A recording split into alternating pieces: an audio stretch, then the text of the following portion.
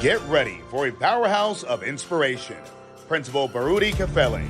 A highly regarded educator and a transformational leader, Principal Kafele has spent over 20 years in New Jersey's urban schools, making a lasting impact as both a master teacher and a turnaround principal. Under his leadership, the mighty Newark Tech transformed from a low-performing school to one of America's best, as recognized by U.S. News and World Report 3 times. A recipient of the prestigious Milken Educator Award, Principal Kafele is one of the most sought-after voices in school leadership and equity. He's delivered over 3,000 keynotes, workshops, and seminars across the nation, authored 13 books, including 7 ASCD bestsellers, and continues to empower leaders through his live-streamed AP and New Principals Academy.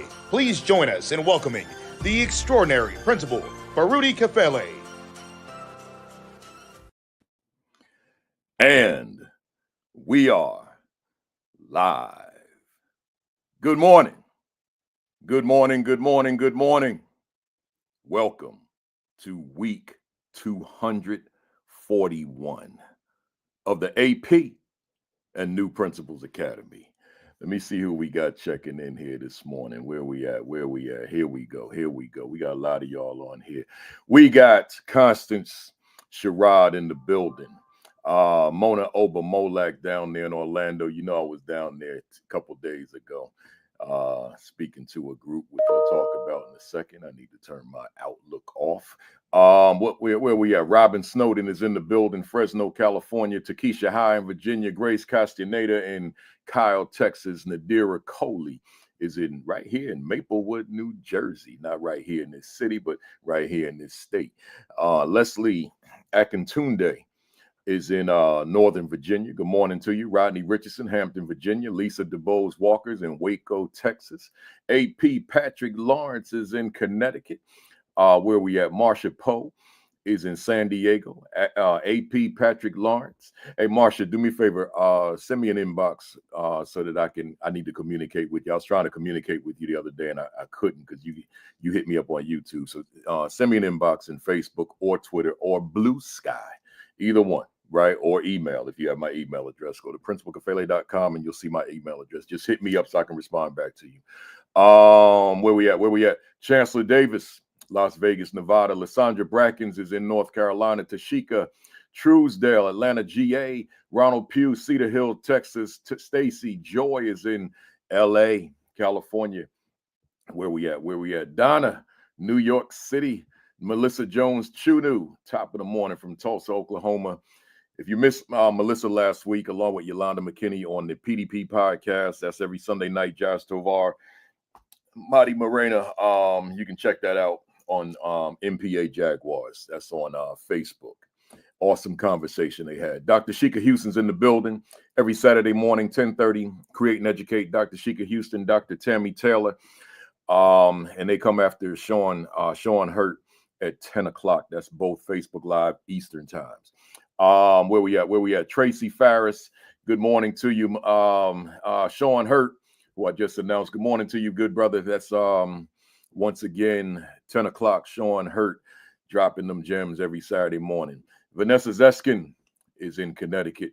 Donna, where we at? Dr. Saint, she said, I'm excited to hear Dr. St. Louis. That's right. Champion principal down in Alabama. Dr. Tammy Taylor's in I was getting ready to say San Francisco. South Carolina. Alicia Fields is in Virginia. Denicia Harris, she said, good morning, fam. Dr. Makiva Jeter is in the building. She's in Calumet City, Illinois. Where we at? Vanessa Zeskin, I think I said her name, but I'll say it again. Sandra Krause Ayers is in the building. Washington State, appreciate you getting up so early. David Bell, Benton Harbor, Michigan. We all over the country.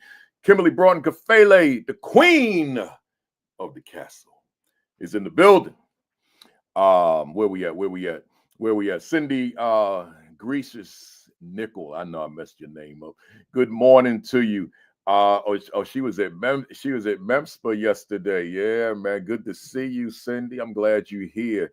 Dr. Joe Griffin is in the building. LA. Appreciate you getting up early, my brother. Where we at? Elizabeth Tabb is in the building. She said good morning from Detroit. Was so good to see you yesterday in Traverse. Oh man, we got the folks. It was in the audience checking in. I appreciate that. John Herricks. I think I said John, but if I didn't, Denton, Texas. My three sons' treasures is in the building. That's in St. Ignace. I probably messed that up. Michigan. Awesome to see you yesterday. Oh man, I appreciate y'all checking in. G. Andrews is in the building from Atlanta. That's golf far. Oh, you changed it up, huh? I see you. Adrian Young is in the building. Tony from Newport News, Virginia, and Tony McClenny. Let me wrap it up, y'all. It's that time. Let me see if I find some Jersey in here. Where's my Jersey peeps? I don't see no Jersey in the building. If I don't, I'm just yeah, here you go. Darren, my man, Darren Green, Darren Freedom Green. I got to turn off that outlook, y'all. We'll get to it.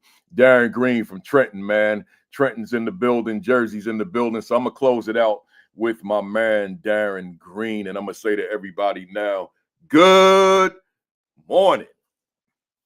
Greetings. Welcome to week 241. Let me say something to you about that. It was only supposed to be 18 weeks. That was it during the stay at home in 2020. The first Saturday in May to the last Saturday in August. I'm done with this. But as you see, week 241. This is my baby of the AP and New Principles Academy. And listen, y'all, I don't know about you, but if I could speak for me, let me get up on my screen. I'm on fire this morning. I don't yell it. I did one of my yelling closings the other day. I felt good when I did it, but I'm trying not to be doing all that yelling and screaming because, you know, I'm getting a little old for that. But the other day I had this audience, man, and they were rocking with me, man. I had to give them that fire to close it out, right? But listen, I'm on fire, but I want to tell you why. I want you to hear me well on this one too. It's not for reasons that you may think, right? I'm on fire solely because I'm on this platform right now, in real time right now on December 7th. Like, why? What's that mean, Principal Kafele? Because, you know, I do a lot. I'm a reflect. If you know my work, you know that reflecting is my thing. You know that that's what I do. Self-reflection, self-assessment, self-adjustment, self-improvement. That's my thing, coupled with self-preservation and self-care. That's my thing. But so as I'm reflecting on the planes most of the time, hotel rooms, whatever it is, I keep saying there's nothing that gives me more fulfillment of all the work I do. I mean, the keynotes, the big ones, thousands in the audience, thousands of people standing up, cheering, clapping, right? But none of that equates to this. Because see, when I'm speaking to an audience, that's somebody else's program. They invited me out. I'm there. But when I'm on Saturday, I created this thing with my hands, man. A vehicle to reach administrators, school leaders, and others. I did that with my hands, baby. I'm proud of that. And this keeps me on fire. I got all these consultants, man, from overseas. They send me emails every single day, wanting to get attached to me to build the YouTube channel, I'm like, I don't want it. I only want organic followers. I'm not looking for just strangers to pop on here, have no interest in what we do. We got a community here, and that's all I want. Right. So I tell them all, no, they send me all my data. They got access to statistics of mine that I've never seen myself. Right. They'll send me all this stuff. I'm like, I don't want that. And then like, why?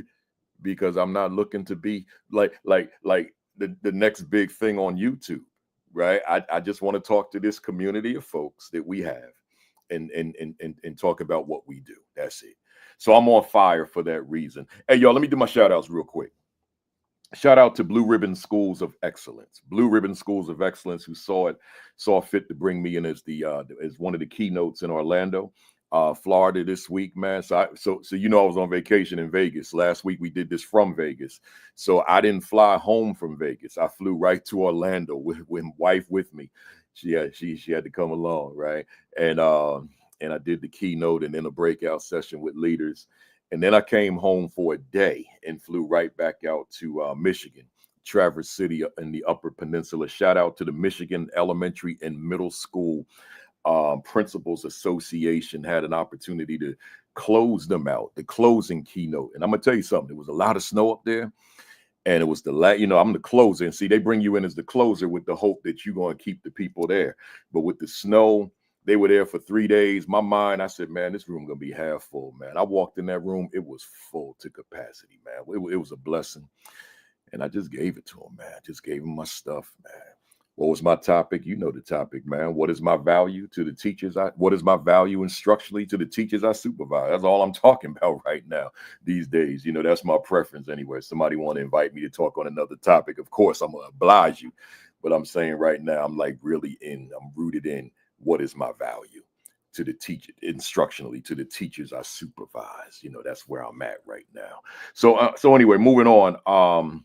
Welcome to the first timers. If this is in fact your first time, don't let it be your last time. If you're here to check out my guest, check them out, but then stay with us. Be a part of the family, right? We are on here every Saturday morning, 10:55, faithfully live. I have not missed a Saturday. 241 sessions. I have not missed a Saturday. We are not a show. We're not doing episodes. We are an academy, right? So I call them sessions. And I have 241.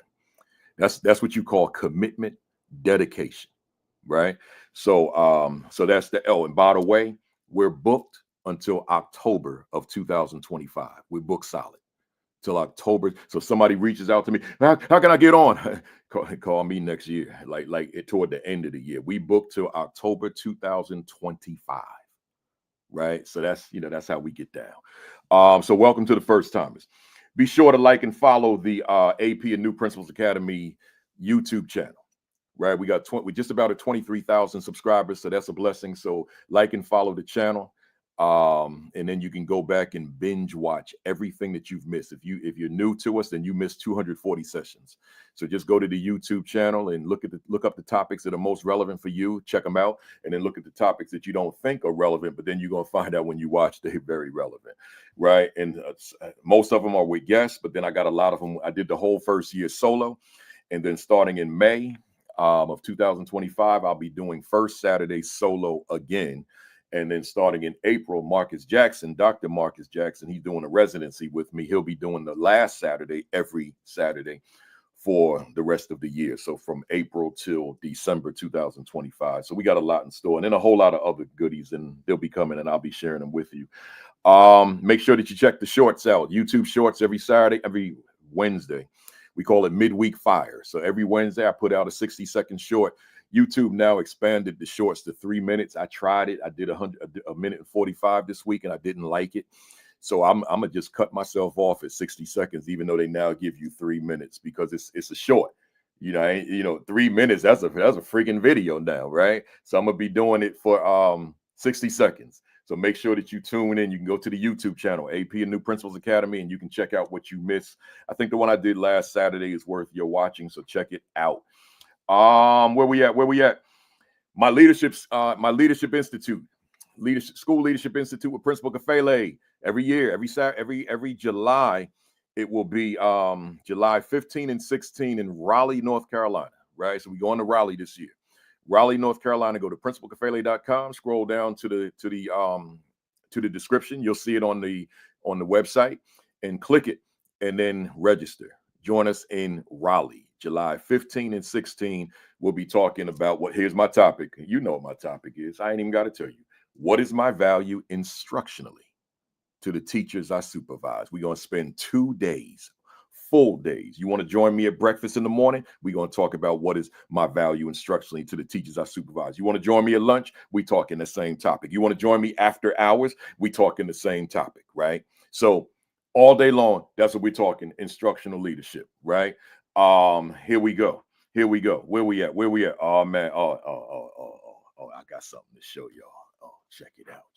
Oh man. See, let me show y'all something. Hang on. I don't have to do this no more, right? I ain't got to do that no more, right? I can do this now. I got my hands on a copy, man. I only got 2. They got a few more on the way, but I got it, baby. May of 2024, I sat down and I wrote 50,000 words in 18 days. That's called commitment. I said, I gotta get this information out. Ain't nothing like it out there. I took the month of May off and didn't work. I finished in 18 days. I said to my wife, well, I'm done. Let's go to Aruba and I'll just edit on the balcony in the mornings. So listen, I got guests, but I got to preach to y'all. And this ain't even my monologue, right? Listen, y'all. When you got that idea, let me take this hat off, man, because you got to see my brain. When you got that idea, you don't sit on it. You don't wait on it. You don't procrastinate over it. You go for it, baby. You go for it. Now, this ain't my first book. It's my 14th. And I actually have a 15th that I didn't submit the manuscript to the publisher yet. It's sitting right here on the computer. The Assistant Principal Impact. I wrote that in 2023, but I didn't want to submit it because I knew I was going to write this. When you got that idea, hear me, somebody, call somebody, text somebody, let them know Kafele getting ready to drop something on you. When you got that idea, you don't sit on that. You don't wait for somebody else to bring into existence what you thought, what you dreamed, what you conceptualize. You don't wait for somebody else to go on and do it. I ain't waiting for somebody to write this. I'm writing it. And I wrote it. That was May. So here we go. June, July, August, September, October, December. 6 months later, that book is in my hand. I'm holding it. It's published. I ain't waiting for some of y'all, man. I ain't even do my monologue yet. Some of y'all, man, y'all waiting for somebody, or you waiting for the right time. You know how much money I put to the side when I said I'm not going to work in May? And I obviously had to do that in advance. I can't, like, in April say I'm not going to work in May and I got all these contracts. I did it early. I said I ain't accepting no contract in May so that I could write this book. That means I had no income because I had a dream. I had a thought. I had an idea. And now it has come to fruition. That's how you get down. So let me tell y'all something. Go to Amazon right now and pre-order. It comes out in like 10 days, right? 9 days. Pre-order now. Go to ascd.org. Pre-order now. Go to barnesandnoble.com. Pre-order now. But my preference is Amazon. Why? Because I could check them sales numbers, right? So the ranking right now is number 6 of bestsellers in administration. Can you believe that, man? I mean, it was number 1 recently, and maybe y'all going to take it back to number 1. It's number 6 right now, and it's not even released. That's God, y'all. But in addition to God, it's just y'all, the fam, right? That have been supporting. Get yourself a copy. Enough said. I got guests, man. Let me shorten my monologue, right? We ain't gonna keep it long. Let me shorten it. My monologue is the same as today's topic. The pressure is real, but I continue to love what I do. The pressure is real, but I continue to love what I do. Let me holler real quick. I'm gonna keep it shorter than I had planned, shorter than my notes here. You know, let me talk to the APs first. Fact, let me put my hat back on, man. I said I'm rocking the cap today, right? Listen, y'all. So let me talk to the assistant principals first. The pressure is real because you in that position and there's certain things you just want to do, but you're not the boss. You know, you a boss, but you're not the boss. So because you're not the boss, you report to your boss, the principal. And according to whatever the dynamic is, you have certain responsibility. So there's certain pressures. So you may be in an urban or rural school, and there could be some disciplinary, there could be some behavioral challenges there. You know you want to do other things, but you find yourself caught up into that. You know that the problem is not discipline, but it's bigger, it's macro, it's culture. But you're not the principal, and you got to do things according to what your principal expects you to do. I get all that. We're not going to get deep into that because then I'll be doing a whole session just on that. So I won't. But I'm saying, so therefore, there's pressure there. Because you still got to coach them teachers. You still got to supervise those teachers. You still got to observe those teachers. You still got to evaluate those teachers. But your present state doesn't allow you to do it the way you want to do it. Pressure. But here's my point. But you still got to love what you do if you're going to do it at a high level and ultimately assume your own school as principal. You can't go into that building not loving this work, man. It takes too much away from you. It saps all of your energy, all of your excitement, all of your enthusiasm, all of your passion, all of your drive, all of your determination. It saps it when you don't go in there with that love for what it is that you worked your butt off to do. So make sure that, yes, acknowledge, I see it. The pressure is real, but don't lose that love for what you do. But see, the principal now, that's a different lens. A principal, I'm just going to reinforce what you already know. All that pressure that comes from the state level. Matter of fact, we could say the federal level if it's going to still exist, right? We don't know where that's going, right? The state level, the superintendent level, the central office district level, all those different departments and all those different demands coming from student personnel services, coming from purchasing, coming from secondary ed, coming from elementary ed, coming from this, coming from that. So all these pressures coming from all these different departments, the assistant superintendents, you name it. I see my daughter. Hey, see you in a little while. Cabria.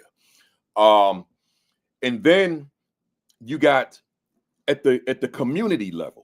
You got people in the community who have certain expectation for you. Even if they don't understand what it is to lead a school, you got that pressure. Then you got the parent pressure. Every child in that school's got a parent or a guardian that's putting pressure on you. Then you got staff pressure. Then you got student pressure. Then you got your own pressure that you put on yourself. That's a lot of pressure. I said it last week. One of the toughest jobs on the planet Earth is the principalship. And I put that above the superintendent because the superintendent is not in the building with children. That's a different animal. So there's pressure. But what I'm asking you to do, what I'm encouraging you to do, or what I'm reminding you to do is never lose your love for what you do.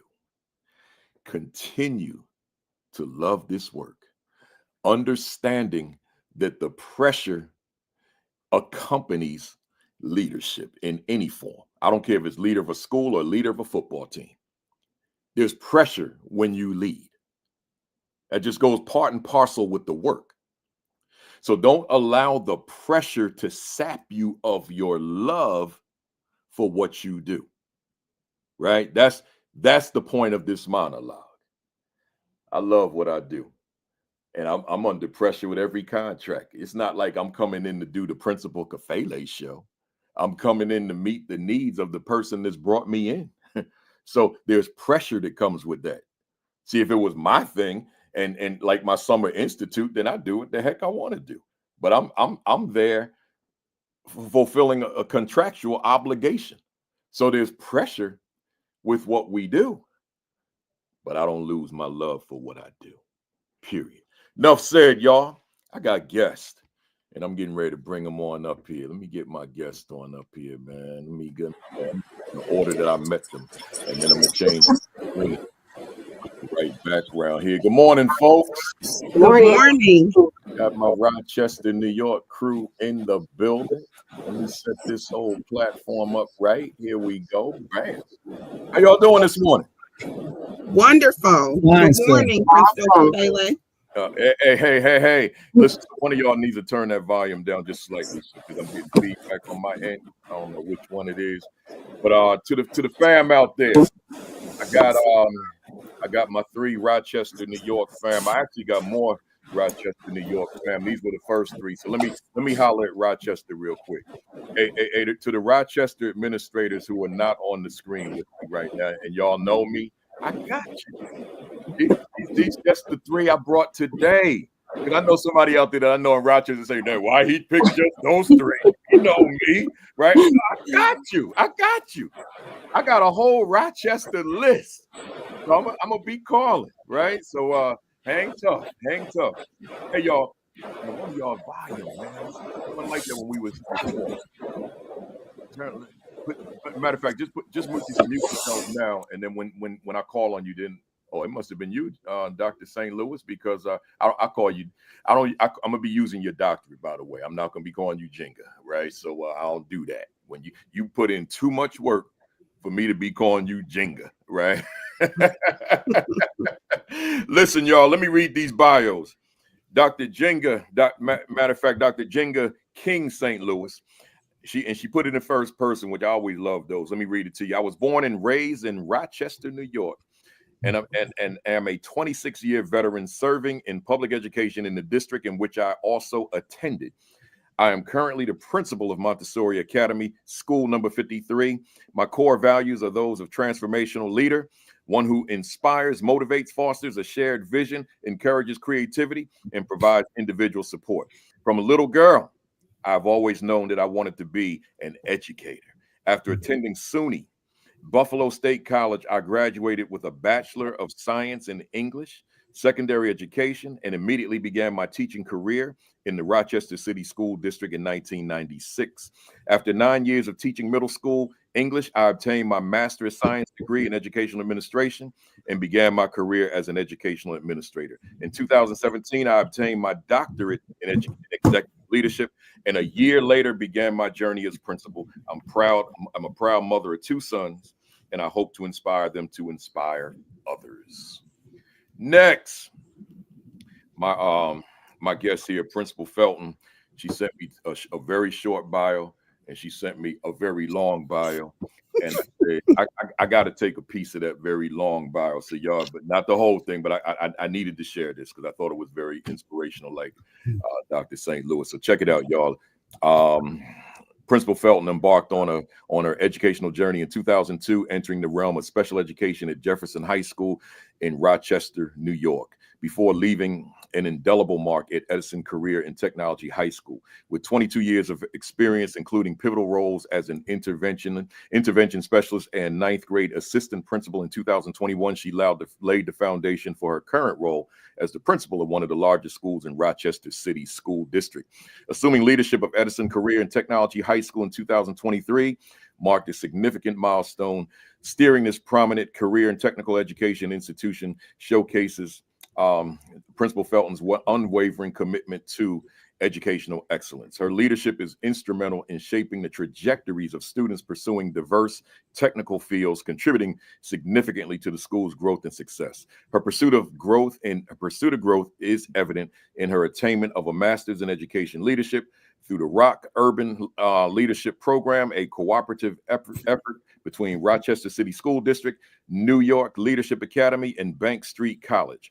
In her role as the director of P-Tech, she showcased visionary leadership by collaborating with major partners such as the City of Rochester's Informational Technology and Department and Informational Technology Department and Eastman Kodak Company, addressing the region's demand for informational technology workers. Under her leadership, a summer program was initiated, establishing paid internships and employment opportunities for students upon graduation.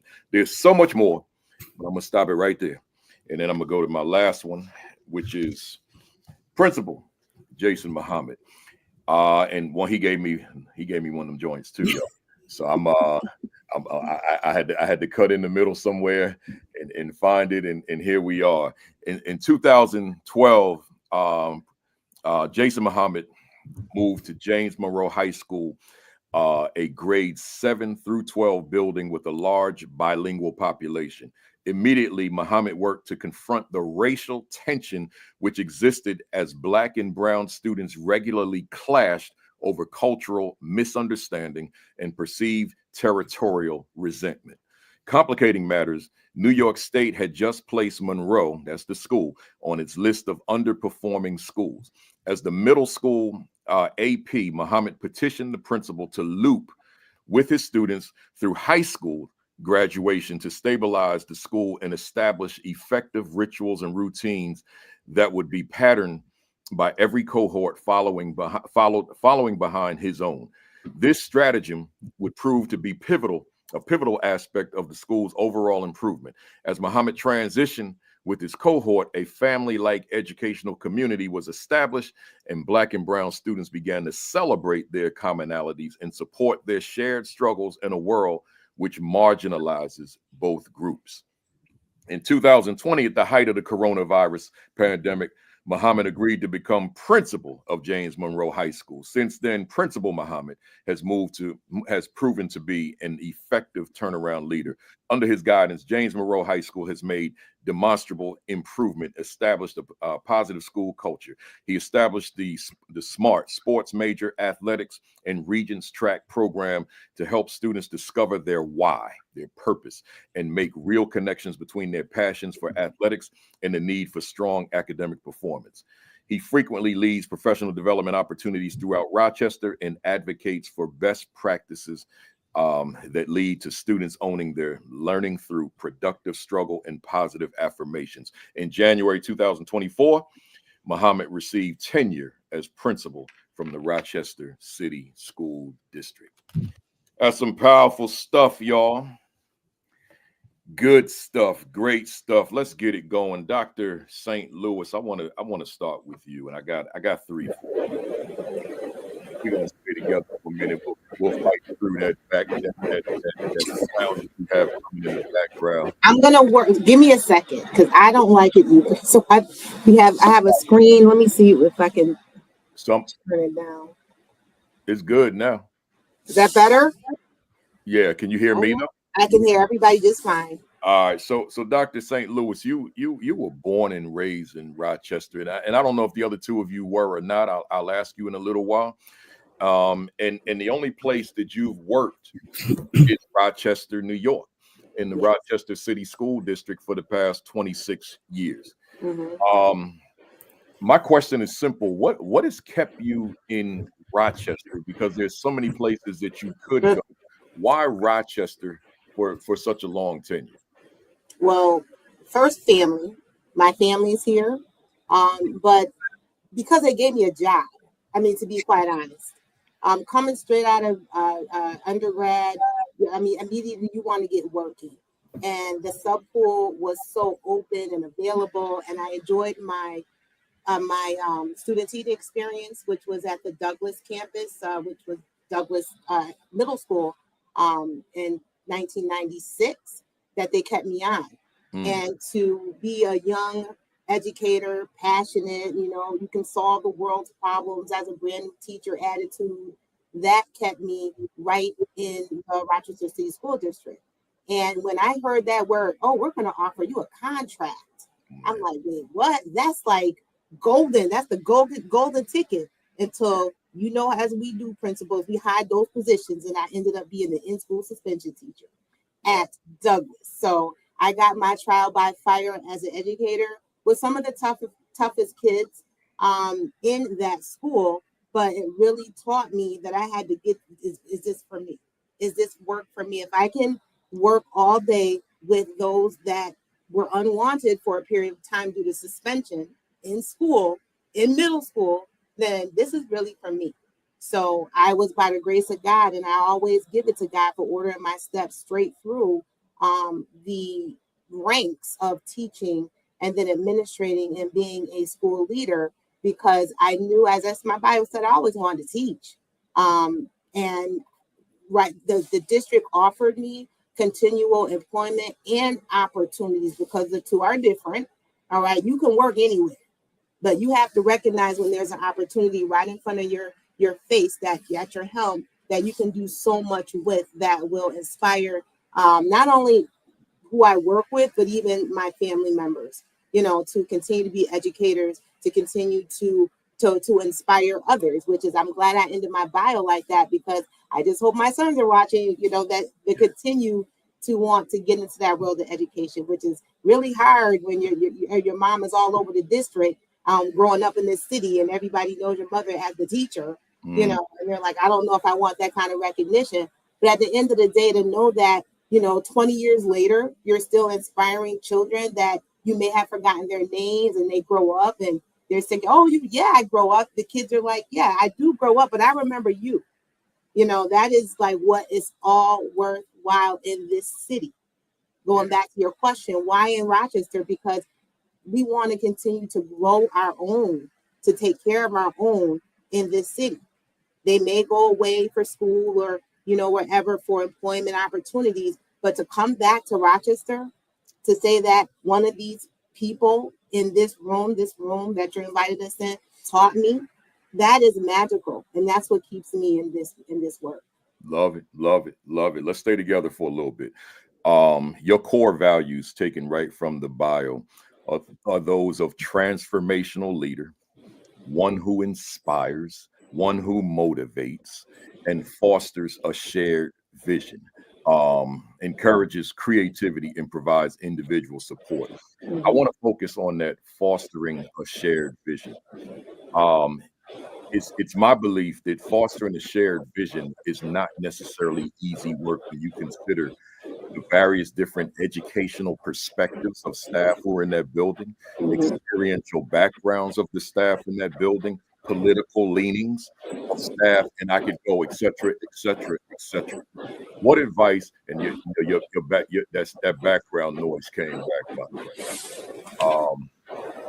What advice or guidance would you have for someone listening right now who's struggling with forging a shared vision?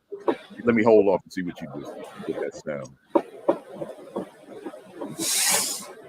Woo! What about if you switch to your phone? I don't want to do that. Yeah, because it's going to give it to you. All right, just tell you what.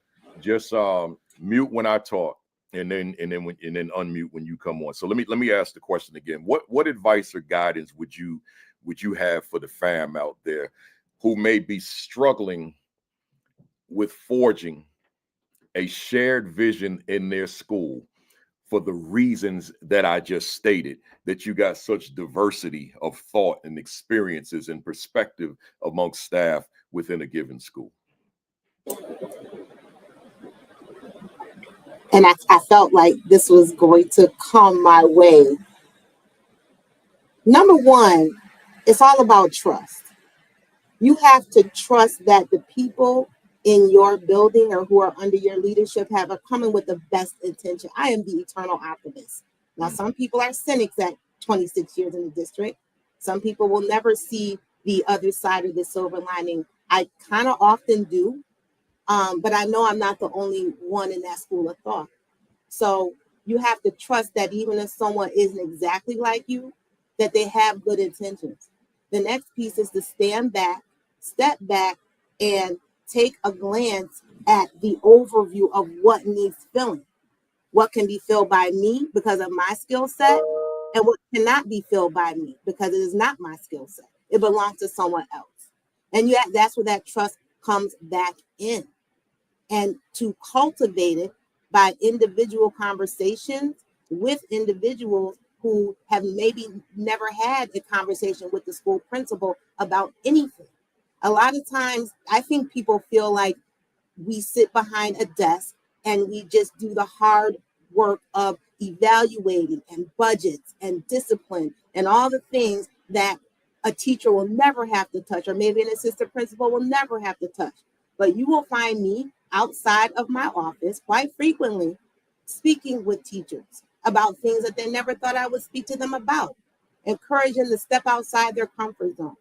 Yesterday at our half-day professional development, you know who led our professional development? Paras and TAs. Paraprofessionals and teaching assistants led our professional development for teachers because they needed to feel a part of the family, and I wanted to encourage them to come outside their comfort zone and perhaps feel what it means to be a true leader. and then take that feeling back inside the classroom and know you're not just a person in a room that's a helper, but you are a true educator. So it's multi-layered. You know, first you got to trust, and then you have to go out to the people and let them know, like, I am approachable. There is no you can cross the line, figuratively speaking, you know, to get in touch with each other, who they are.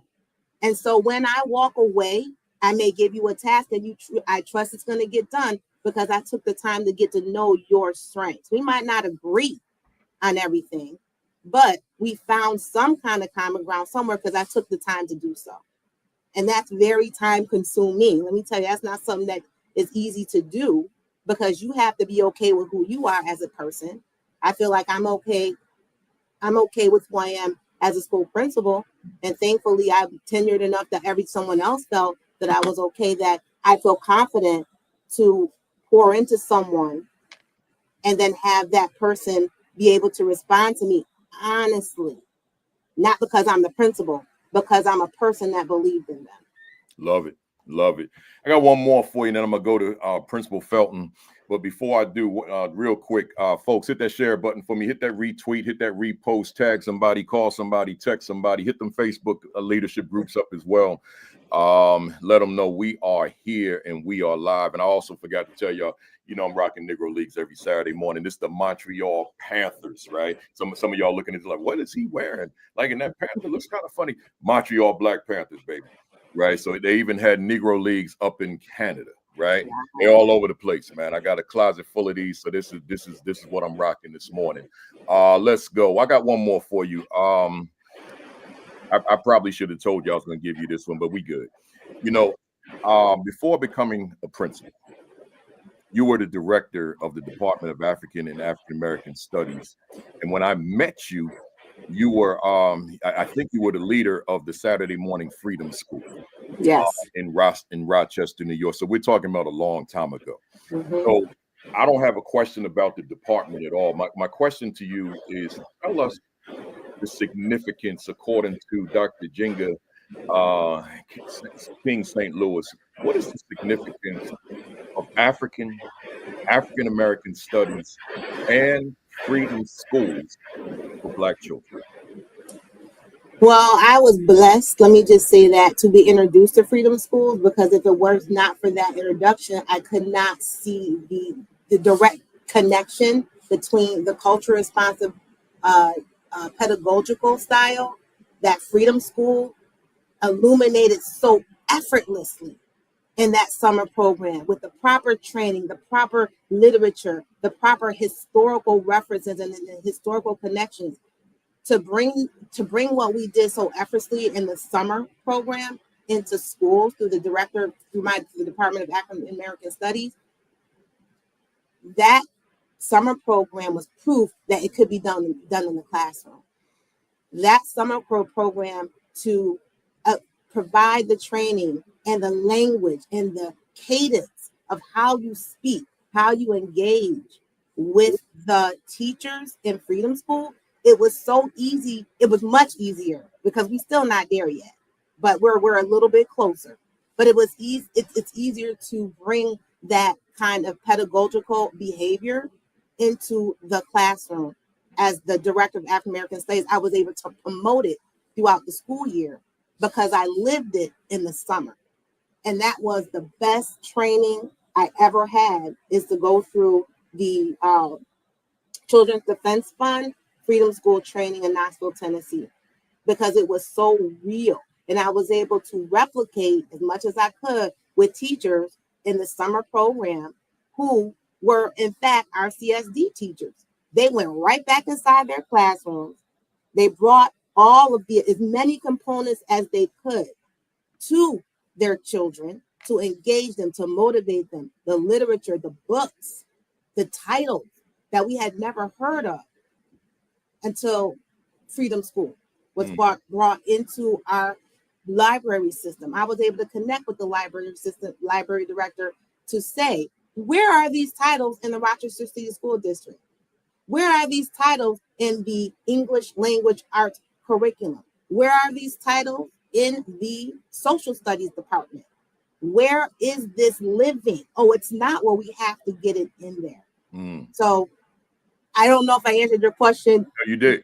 Okay, but that to me, when I go back to my work as a director of African American Studies, as I appreciate the opportunity, I was so excited to get back inside the school because I had more of a understanding of what our Black and brown children needed, what our teachers of Black and brown children needed.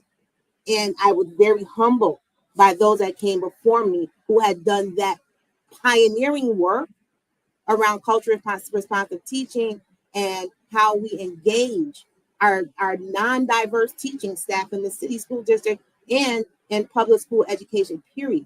You know, how do we engage them so we're not alienating, but we're bringing everybody together? And that was the best training I ever had as a director that allowed me, I think, to be a successful building leader.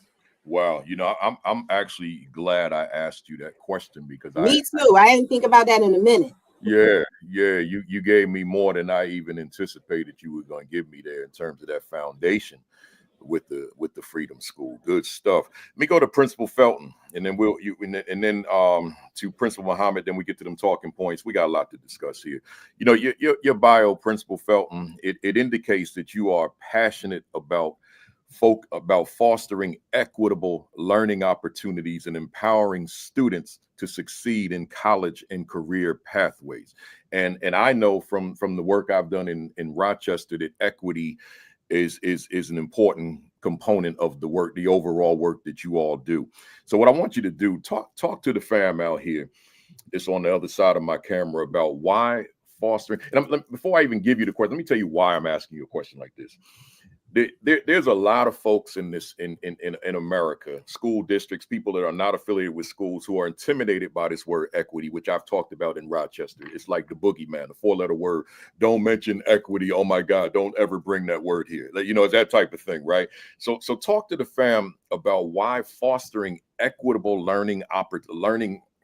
fostering an equitable learning environment is so crucial to student success, and particularly under your leadership. Absolutely. And first off, let me just thank you, Principal Kafele, for this opportunity to be a part of this platform. And I want you to know that I did order your book. Oh, yeah. Okay. It says order, place, thanks. So I did order your book and I'm looking forward to it. I also want to shout out my colleagues who are here with me today who have been mentors to me as a new principal. This is my second year as principal of the highest enrolled school in the city of Rochester with 1,400 students, 330 staff members. So I have a very a large undertaking. And so that being said, when it comes to equity and making sure my students, I like to say my goal is to ensure my students have basically equity, access, and exposure. Like that is so important to me. So Edison Tech, the premier school in Monroe County, our niche is that we are a career and technical education high school. So we are a full comprehensive high school, but we also have several pathways in career and technology education, such as we have construction, we have manufacturing and design. We have a program called P-Tech, which is actually a 6-year program where students are with us at Edison for 4 years, and then they go on to Monroe Community College, which is our higher education partner, for 2 years, where they acquire an associate's degree in information network technology, and they can focus on cybersecurity or networking. Then we also have, I said, digital media, manufacturing, and design and construction. And with those, there are several classes that students take. When it comes to equity, my goal has been to pretty much keep the momentum going that was already established by our prior principal, Mr. Scott, who gave me the opportunity who passed the mantle and gave me the opportunity to kind of step in this role as he was promoted in our district. What's really important is that I continue to develop a pipeline from school to work. And so part of equity is making sure that my students, when they cross the stage, they are career or college ready. They have every opportunity that any other student would have, whether it be a student that's in a suburban area or a more affluent area. My students in my urban school have those same opportunities to participate in co-ops, apprenticeships, paid internships, and ultimately be established within careers so that we can mitigate the poverty and some of the things that we see overall in the city of Rochester that happens to bleed into our schools within the Rochester City School District. So any opportunity that I have to make sure that they're able to get out of the building or presenters are coming in, or anytime I can connect with industry partners or colleges, I'm doing that. I try to go above and beyond to make sure our students are exposed to those opportunities. And it does not matter what they look like, their socioeconomic background, they need to be exposed to all of those opportunities. And honestly, the way that we're able to do it and to excel is the cooperation and collaboration that exists at Edison. And so it's not just me, but it's the leadership team, it's the teachers, it's our CTE department. Like Dr. St. James said, when it comes to our paraprofessionals and our teachers' assistants, I absolutely love what she said in terms of giving them an opportunity to lead. We go above and beyond to make sure that everyone is a part of the vision. Everyone. This week, as a matter of fact, I deemed it Edison Tech Family Appreciation Week.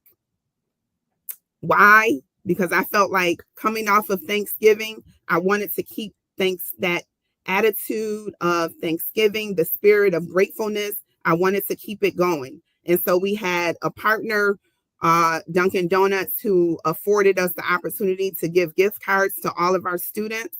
And we spread the love as well to all of our staff. Dunkin' Donuts gift cards, along with just an affirmation. We appreciate the work you're doing. We see you, your value, you're appreciated. So equity is something that I am very, very passionate about. Exposure as well. Love it. Love it. You know, I want to reread a paragraph from your bio to set up my second question to you. It says your pursuit of growth is evident in your attainment of a master's in education leadership through the Rock Leadership Program. In your role as director of P-Tech, Principal Felton showcased visionary leadership by collaborating with major partners such as the City of Rochester's Informational Technology Department and Eastman Kodak, addressing the region's demand for informational technology workers. Under her leadership, a summer program was initiated, establishing paid internships and employment opportunities for students upon graduation. So with that, I want you to talk to the fam about the significance of leadership extending beyond the walls of the school or central office toward creating opportunities for students beyond what we do within the building. Absolutely. Absolutely. I want to say when it comes to that was my dream job. I like to say that being principal is my dream job. Being the director of P-Tech, of the P-Tech program, which was my prior role here at Edison, was my dream job as well. And the thing that I did, I want to just spotlight the importance of mentorship, because I am not afraid to say that mentorship for me, being on the receiving end of it, as well as making sure that I am paying it forward and mentoring others is very significant to me. And when I was the director of the PTech program and I was new in the role, I actually visited New York City, Rashid Farad, the first principal of the PTech program in New York City, actually the founding principal, let me say it that way. And I visited him so that I could find out, what do I need to do as a new director? What do I need to start, or continue so that my PTech program in Rochester is as successful as your program? And I went to New York City and I spent the day with him in his building. And when I tell you the gems that he dropped and just what I was able to see, like firsthand, a lot of those things I was able to kind of bring back and mimic when I was the director. And one of those things was, I found out that during the pandemic, that some of the programs that were not successful or that failed only had one higher education partner and one industry partner.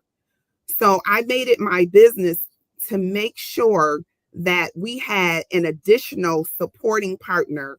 And that's when I brought in Eastman Kodak to support our students. And it actually really took the program to the next level, because everything didn't fall on the city of Rochester, but we had another partner that could share and be a supplement to make sure our students were engaged in internships and job readiness training. And also there was a pipeline that was developed through Eastman Kodak. So now we had two pipelines. And every opportunity that we had, we made sure that we got students out of the building so that they could be engaged in career readiness and job readiness. And that's something that I took from PTech, and I'm continuing now that I am the principal of Edison Tech as a whole. Partnership is very important, linking with industry partners, but also as a receivership school, I want to say, because we've been identified as a school that's underperforming, and we have demonstrable indicators that we are trying to reach, such as increasing our graduation rate. Right now we're at 57%, and the goal is to get us at 67% according to New York State Ed. Of course, I would love to be at 100% graduation rate, reducing our suspension rate as well. And we're actually looking at, with a laser-like focus, our students that are English language learners and students who have IEPs, who have special needs. What we're doing is making sure that those subgroups of students also have the awareness and the exposure and the opportunity, because some of them are, they experience deficits and they experience difficulties behaviorally and academically. And sometimes because of that, they are shut out of the opportunities that the so-called, good students have. And so we are making sure that we are putting a laser-like focus on making sure that all of our students have opportunities, because you don't know if, when a student is outside of the building on a field trip, or engaged with a higher education partner, or engaged with someone who is hands-on in industry, fixing a car, or, doing digital media, you don't know if that spark may actually help to shift and change that scholar's behavior. And so I make sure that all of my students have the ability to be able to learn and grow and develop through our connections with our agency partners and industry partners. And we have a lot that are connected to Edison Tech. since we're such a large school. Good stuff. Good stuff. I got one more for you before I go to Principal Muhammad. You're in your second year as a principal after 2 decades of being an educator. What, and this is for the newer leaders who are on the call right now or who will see the video later on. What are the lessons learned from year 1 that has shaped Principal Felton's year 2? Very good question. Very good question. One thing that I would say is there was more of, I don't want to say like I'm fully relaxed as a second year principal. However, there was more of just an ease going into year 2 as an official principal. You know, the officially named the principal of Edison Career and Technology High School. So year 1, I was acting. And with that, there's always the uncertainty as to whether or not you are going to be promoted that following year, right? So, you know, that's the elephant in the room. So I'm just going to keep it real. So I didn't have to deal with that second year. I said, oh, I'm official now. I told my staff, I said, I'm not acting anymore. I said, last year I was acting.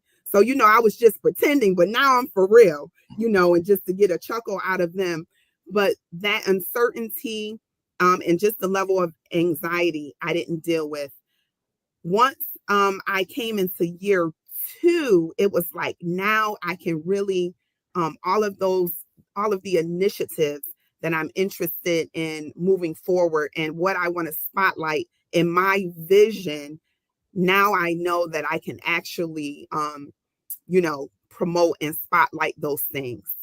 The first year for me was more of me gathering information. I came in and I said to my teachers, my staff, my administrative team, I have 10 administrators on my administrative team, all of whom could run Edison Career and Technology High School. All of whom. They are all highly skilled. They are all veterans. They've been with the district for years and years. They have much more experience in leadership in their roles as assistant principals and directors than I have. However, what I would say is I had to take a step back to say, I have been appointed and anointed for this particular time in this particular situation to lead this school.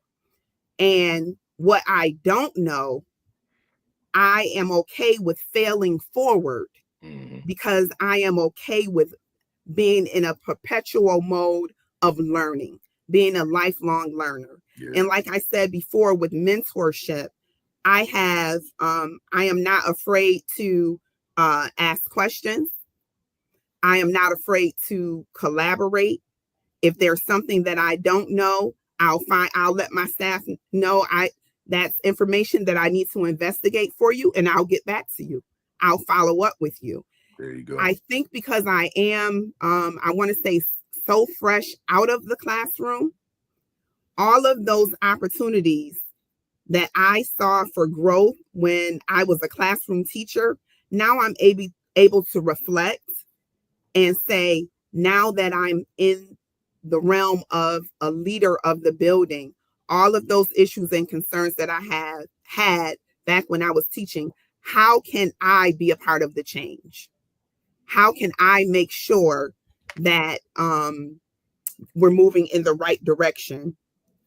Sorry, that's my noonday prayer. No, you get it. I got a little alarm, so I can stay connected. But how can I make sure that all of those things that I saw in the classroom, because, you know, as a teacher, oh, we need to change this and administration needs to do this, and why aren't they doing that? Those things that came up when I was a teacher, now that I'm seeing them from a different lens, I try to be very deliberate and strategic about making sure that I hone into how the teachers are feeling, how staff is feeling, and that I'm encouraging instructional, as an instructional leader and as a transformational leader, I'm encouraging them to be able to solve some of the problems on their own that are occurring within their microcosm. So it has been very, very interesting. Good stuff. Good stuff. Appreciate that. We're gonna transition to Principal Muhammad. You know, I want to go back to your AP days first, brother Principal. You came into your current school, Monroe, 712 school. And by the way, someone asked how many students at Edison Tech, and it's 1,400 to Valerie Macy. You came into Monroe 712 as an AP in 2012, and as you indicated in the bio, I'm just paraphrasing for the folks who didn't hear the bio, that you requested that you loop, because there was racial tension between your Black and Latino students on the one hand, and then the school had been placed on the underperforming list secondarily. So you requested that you loop with your students through the grades, which is a phenomenal idea. My question to you, what was it about your leadership that you felt that looping would be a viable solution for the population of students that was there, as relative to the racial tensions that existed and the underperformance with the grade levels that you would serve? Why your leadership is the question that I'm asking. Sure. Peace and blessings. First of all, thank you for the opportunity to be on here with you. Oh yeah, absolutely incredible.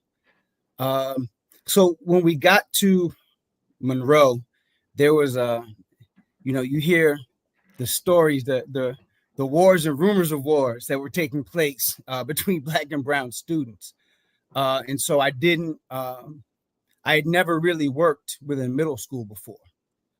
And so, in order to build a strong anything, you have to start with a strong foundation. And so when we got there in 7th grade, the things that were taking place in the upper grades, my charge was to help my students to block out that noise and focus on themselves. The other thing is, in our studies, we understand that as Black and brown people, we all have a common root. And so we're not going to argue over, who had the better colonizer. And I would ask my Latino students, have you ever been to Spain? And they would say no. And I'd ask my Black students, have you ever been to England?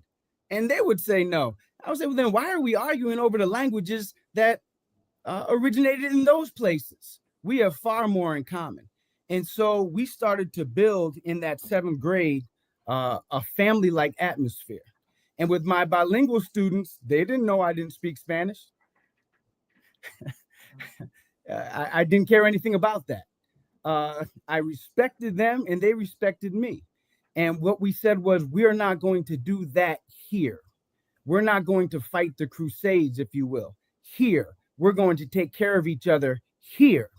And as that started to grow and progress, we realized that we couldn't just let that go and then send those students out into the regular school environment. So we looped.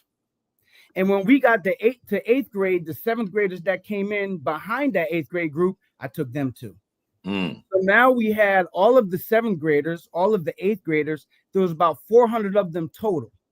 And the principal at the time allowed all of those students just to report to me. As far as they were concerned, I was the principal. And we didn't go for any of the foolishness. We focused on building a family that was focused on achievement. So then when we got to high school, we left the middle school behind. But now, the 7th graders always look to the 8th graders. And the 8th grade, you're always looking to that class ahead. So now we were in 9th grade, that class ahead.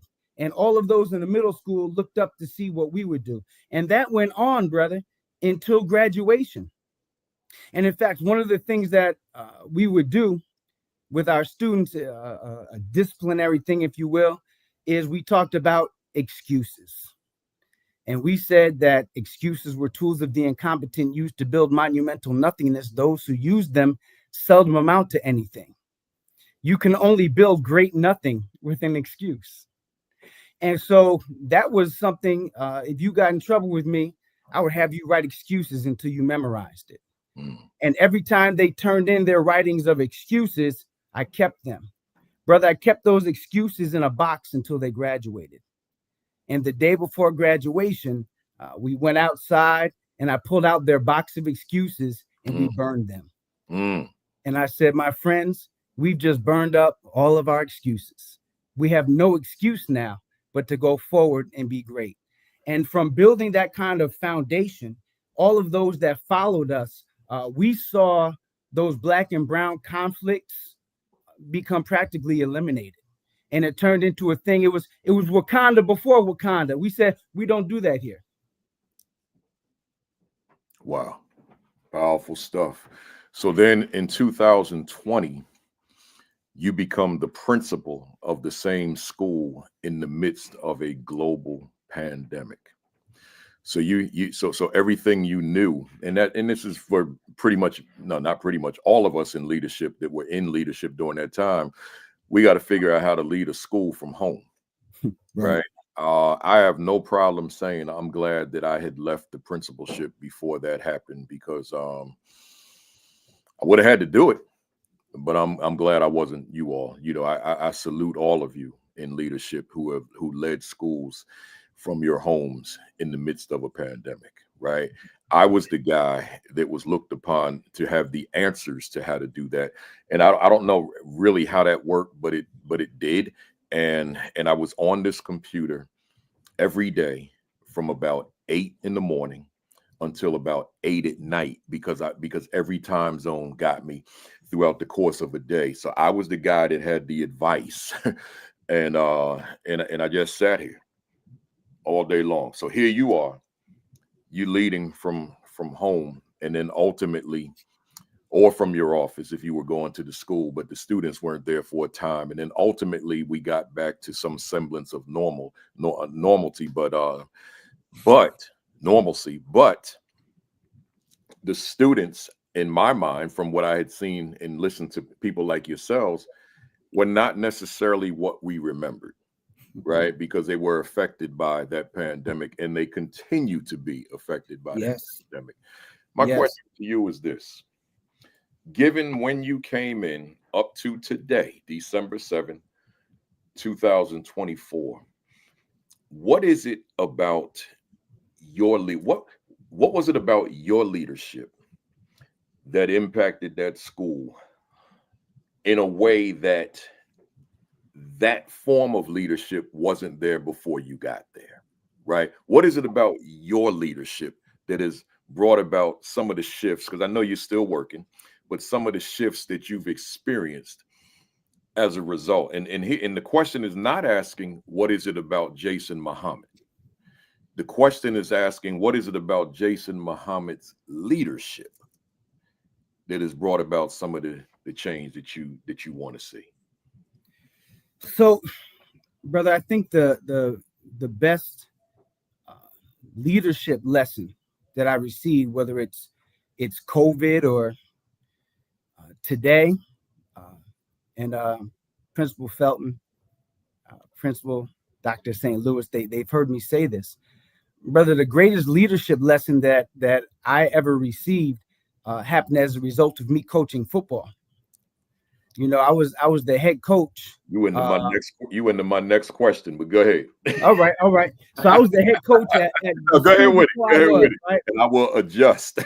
Okay. And so, brother was I had a defensive coordinator. Now follow me. If you don't know football, just hang with me for 2 minutes. Yeah. And so the defensive coordinator, he runs the defense. Brother's name was Raheem Miller, right? Great educator.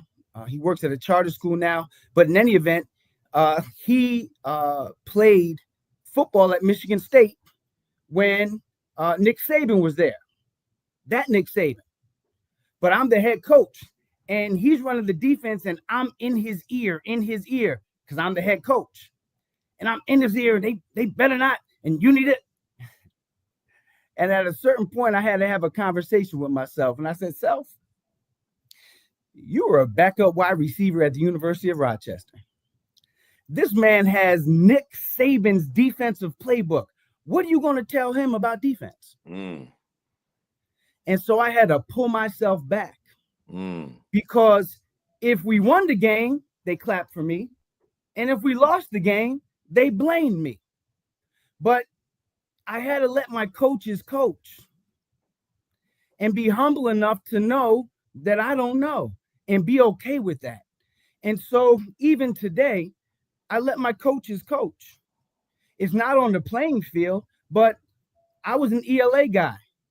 So I'm not necessarily the most comfortable or even competent to go into a math classroom. I mean, the teacher could be getting it wrong. I don't know.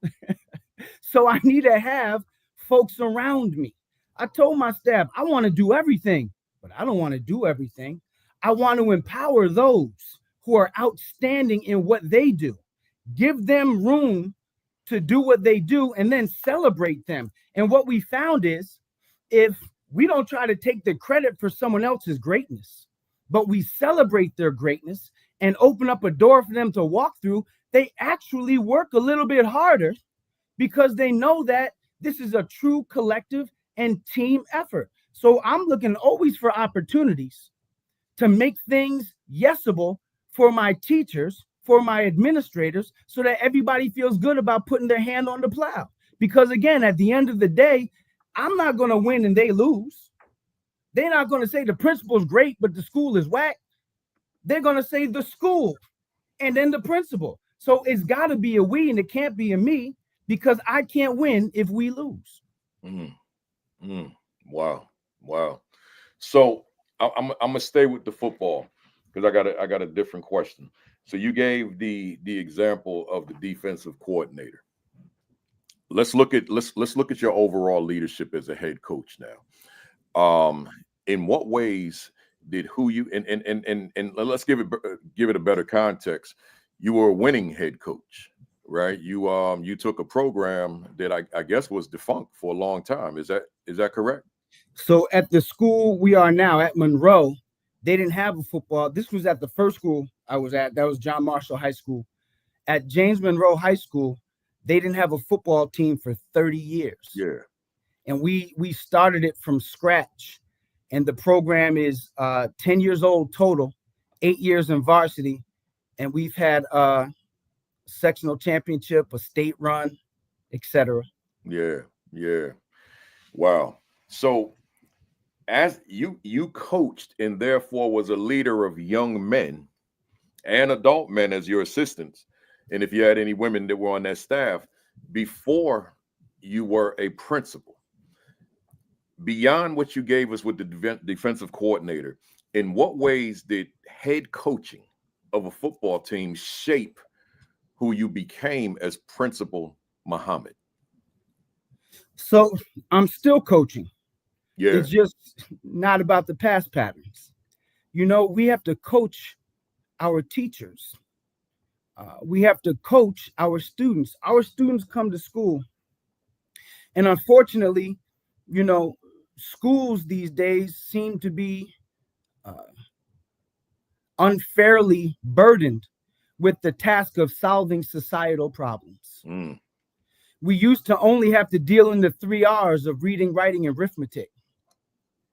But now we got to do it all, whether it's the health center, whether it's making sure that they're fed, whether it's an eyeglasses program. It doesn't matter what it is. We have a greater responsibility to care for the children that come to us. And so in that respect, we have to sometimes coach them up along the way, just in life skills. And so there's many things that aren't necessarily a part of a curriculum, but they're a part of a lifestyle that must be provided, because if they don't have a lifestyle, they're surely going to have a death style. So, a lot of times we fall into this pattern of enabling versus helping, because we feel so bad for the conditions that the children that come to us find themselves in. But I don't want to love them. I love them to death. I want to love them to life. And that means that we have to give them opportunities to be coached up in the way that they should go, so that when they do leave us, they're productive and successful. We can't any longer just pass them through, open the door, and say, beat it. There's got to be more. We have to have long range and comprehensive planning that goes beyond the graduation stage. And so I just continue to coach. Just continue to coach. I love it. I want to, before I go to the talking points, I want to go back to, and this is for the three of you now. I'm not going to call on anybody, whoever wants to jump in here. Give me, we got a lot to cover, so give me the shorter answers now on these, y'all. The topic that I chose was pressure is real, but I continue to do what I love. I could probably just spend the rest of the time just on that title, but I want to merge it into those talking points that you sent me. But the pressure is real. Mm-hmm. What is it that you do to maintain a sense of harmony, a sense of balance within your lives, knowing the pressure that accompanies school leadership? Anybody can tell. Yeah. This is new for me, but one of my colleagues from a while ago never takes the laptop home. I will say that whoever's listening, don't judge me, but to your question, to answer your question, Principal Kafele, I don't take my laptop home. Wow. Because I cannot, nor do I choose to solve the issues of the world, which is sometimes for our teacher, school is their world. I cannot solve it in the 8 hours or less that I am with my family, my significant other, my friends. I can't solve it. So I choose to leave it until I can come back into a space where my brain, it automatically connects. Like I'm a totally different Djinga in this building, which I'm in my office, than I am at home. And I had to learn that as I grew into a leader. I had to leave work at work, because unfortunately there were some healthy relationships that you develop as an educator if you can't leave it, if you can't take that into your home. Sometimes you're with people that just don't understand educator talk. So that's one strategy that I've learned to do, is really during the week, I leave my computer at school. During the weekend, I schedule time to do work at home. And it since has been working for me, because I feel so refreshed when I do open up that laptop on a Sunday morning. I'm ready. Here's my response to you real quick. That's phenomenal. But now I got to ask you to follow up, and I know the other two want to jump in here as well, but I can't leave it hanging, right? There's somebody on this call right now, somebody new or someone who's going to see the video later, and they're saying, I'd love to do that, but I cannot do that because I have so much on my plate that if I don't continue this work at home, I'm going to be that much further backed up in my job, in my work. Now, I got my own response to that, but I want to hear your response. Yes, I do agree that there are some things that you do need to continue, and depending on what it is, it will determine what I do continue to take home. But you don't have, but my thing is, you don't have to answer every single email that comes your way. You don't have to react, okay? Because I think as leaders, especially newer principals, we're always in reaction mode. My first year as a principal was COVID year. That was my first year. Yeah. So everything was a reaction. Everything was a reaction. But as I had to start taking care of my mental health, I had to learn to respond to what was pertinent and remain in the moment versus what could wait until tomorrow. And that took a couple of years for me to recognize what is. And I'll tell any of my colleagues that I work with and that are new, figure out that balance, because it is so important. And this is my 6th year as a building principal. but I went from high school to elementary school. So I'm back to another learning curve. But as a third-year elementary school principal of Montessori Academy, which is a very unique learning environment, I've had to really be intentional about taking time to balance so that the newness of Montessori Academy's teaching pedagogical style, I can really digest because I take time to do that. And you see what Jay Beasley Mungen just said. This is a hard thing to learn when you are new in leadership. But when you learn it, you'll appreciate it. Trust me. And Jay, it'll come, but you got to be intentional about it. And that's one of Principal Felton's words, which we're going to get to in a little while. But it will come. You'll look back on your years later and say, wow, I'm not working the way I used to. I'm much more strategic. I'm much more intelligent with the way I'm working than I was as a rookie. Because for me, as a baby, as a rookie, man, I had my hands and feet and everything. I was in the building on Saturday for 8 hours, and I was in the building for 8 hours on Sunday watching football all day long while I was doing the work. I was doing almost 90 hours a week. So when I look back on it later, I said, what the heck were you doing? Right. But I didn't know better yet because I got pressure on me. So I'm trying to make sure that I'm doing everything correctly so I can keep the job. So I got my hands, my feet in everything. But let me go back. May I just say, I'm sorry. Yeah. I do have my work phone, right? So I'm not disconnected for all of you. I think I pick what is pertinent, but I'm not going to let it run my life. I love it. Either one of y'all, the original question, Dr. St. Louis got me going on that one. But the original question, how are you when we talk about the pressure that comes along with principal leadership, how do you maintain a sense of harmony and balance in your lives? Anybody, you don't have to. If you want to, jump in. I'm gonna chime in because I'm the new principal. Yeah. I'm the new principal. And I was just, I was talking to someone recently and I said, you know what, full transparency, I am still trying to figure out work-life balance. And she said, sis, stop right there.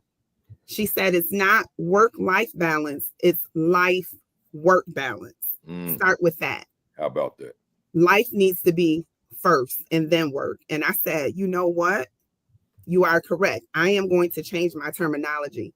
So life work balance is something that I am still trying to figure out. And I know it's because I'm new in the role of principal. And there's so many things that need to be done. And like you said earlier, Principal Kafele, there are so many demands.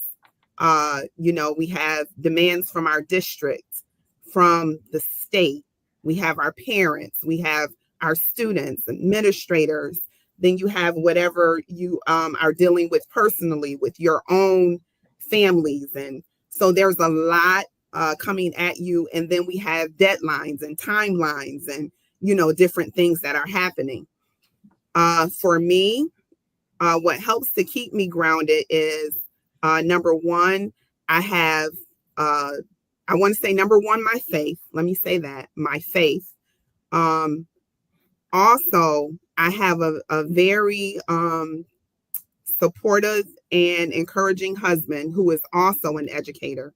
So shout out to Thomas Felton Jr., who works for a neighboring school district, the Rush Henrietta Central School District, as the director of their career technical education department. So we have CTE in common, and we're able to actually feed off of each other, encourage each other, motivate each other. But sometimes we say, okay, no more work talk, no more work. Okay, now it's date night. And so if you take a look at my social media, people say, oh, okay, you get a little bit, you work hard and you play hard too. And so I'm trying to be more deliberate about a balance. Something else that has been extremely beneficial is I've been fortunate to be a part of a program called SAMS, where I have an assistant who checks in with me, Dr. Cohen. And when I say she is on me, she will literally say, did you have lunch today? You had lunch scheduled at 11:30. Did you have lunch? Okay, you need to have lunch. That's important for you to have that time to have lunch. And even if it's a working lunch, I want you to eat. And I have someone that I need to be accountable for, as well as her saying, okay, your priorities for this week, you said as an instructional leader, you want to get into the classroom, you want to do a certain number of celebrations. Okay, you've checked that off the box. But personally, did you get on that Peloton last night? Did you, so she checks in with me.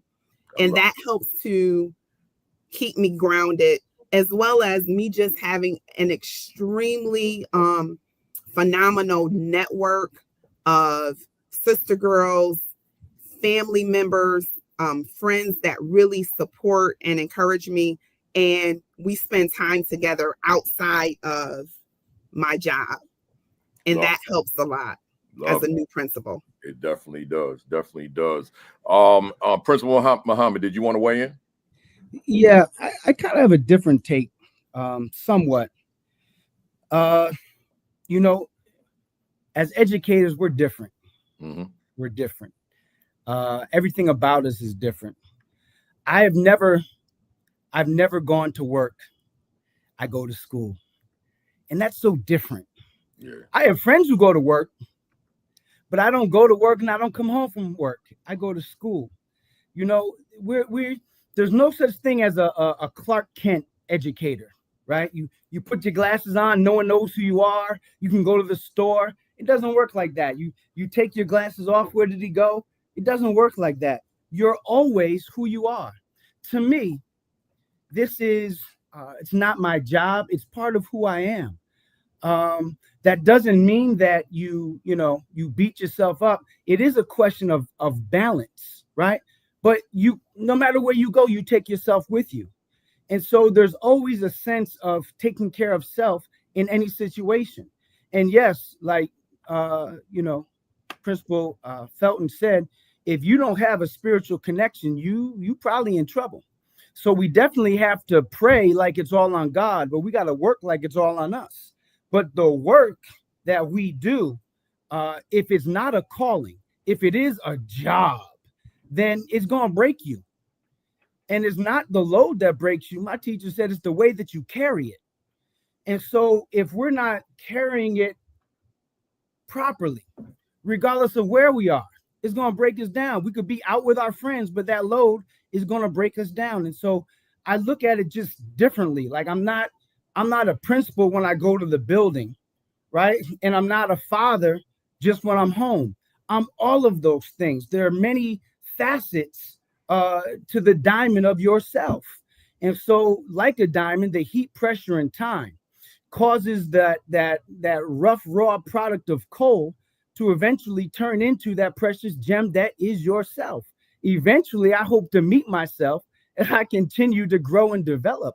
But I don't know that you can be a superhero with a secret identity and properly do this work without at some point breaking down. Hey, let me add my 2 cents. I had not intended to, because I see the time and we might have to do a part 2, but you said some stuff, man. I got to jump in here. Principal Kafele, education is my identity. See, I preach harmony, balance, turning it off, but here's my reality. I can't turn it off. Who you are. I want to.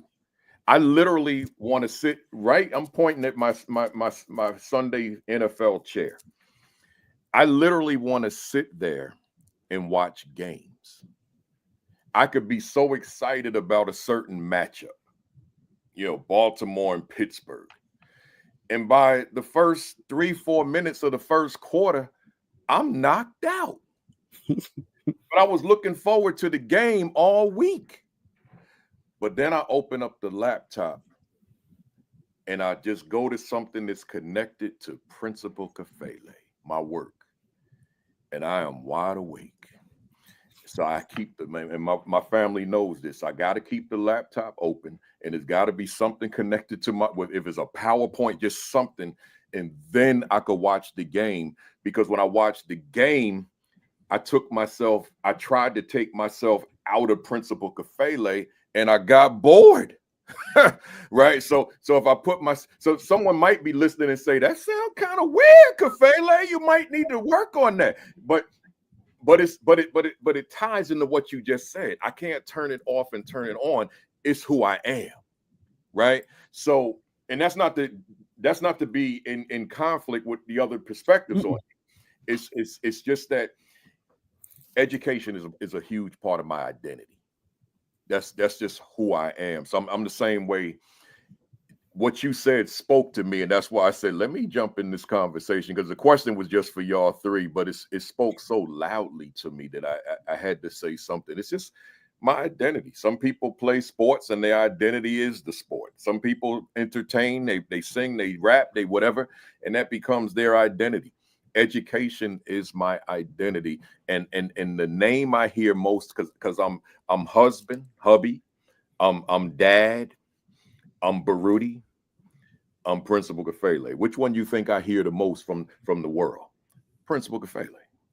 When people see me, they saying Principal Kafele, and it's reminding me of the work that I do. So enough said. Let's we got these talking points, y'all. Let me bring them up here. And I'm gonna go right to Dr. St. Louis on this one, on the first one. Where we at? Here we go.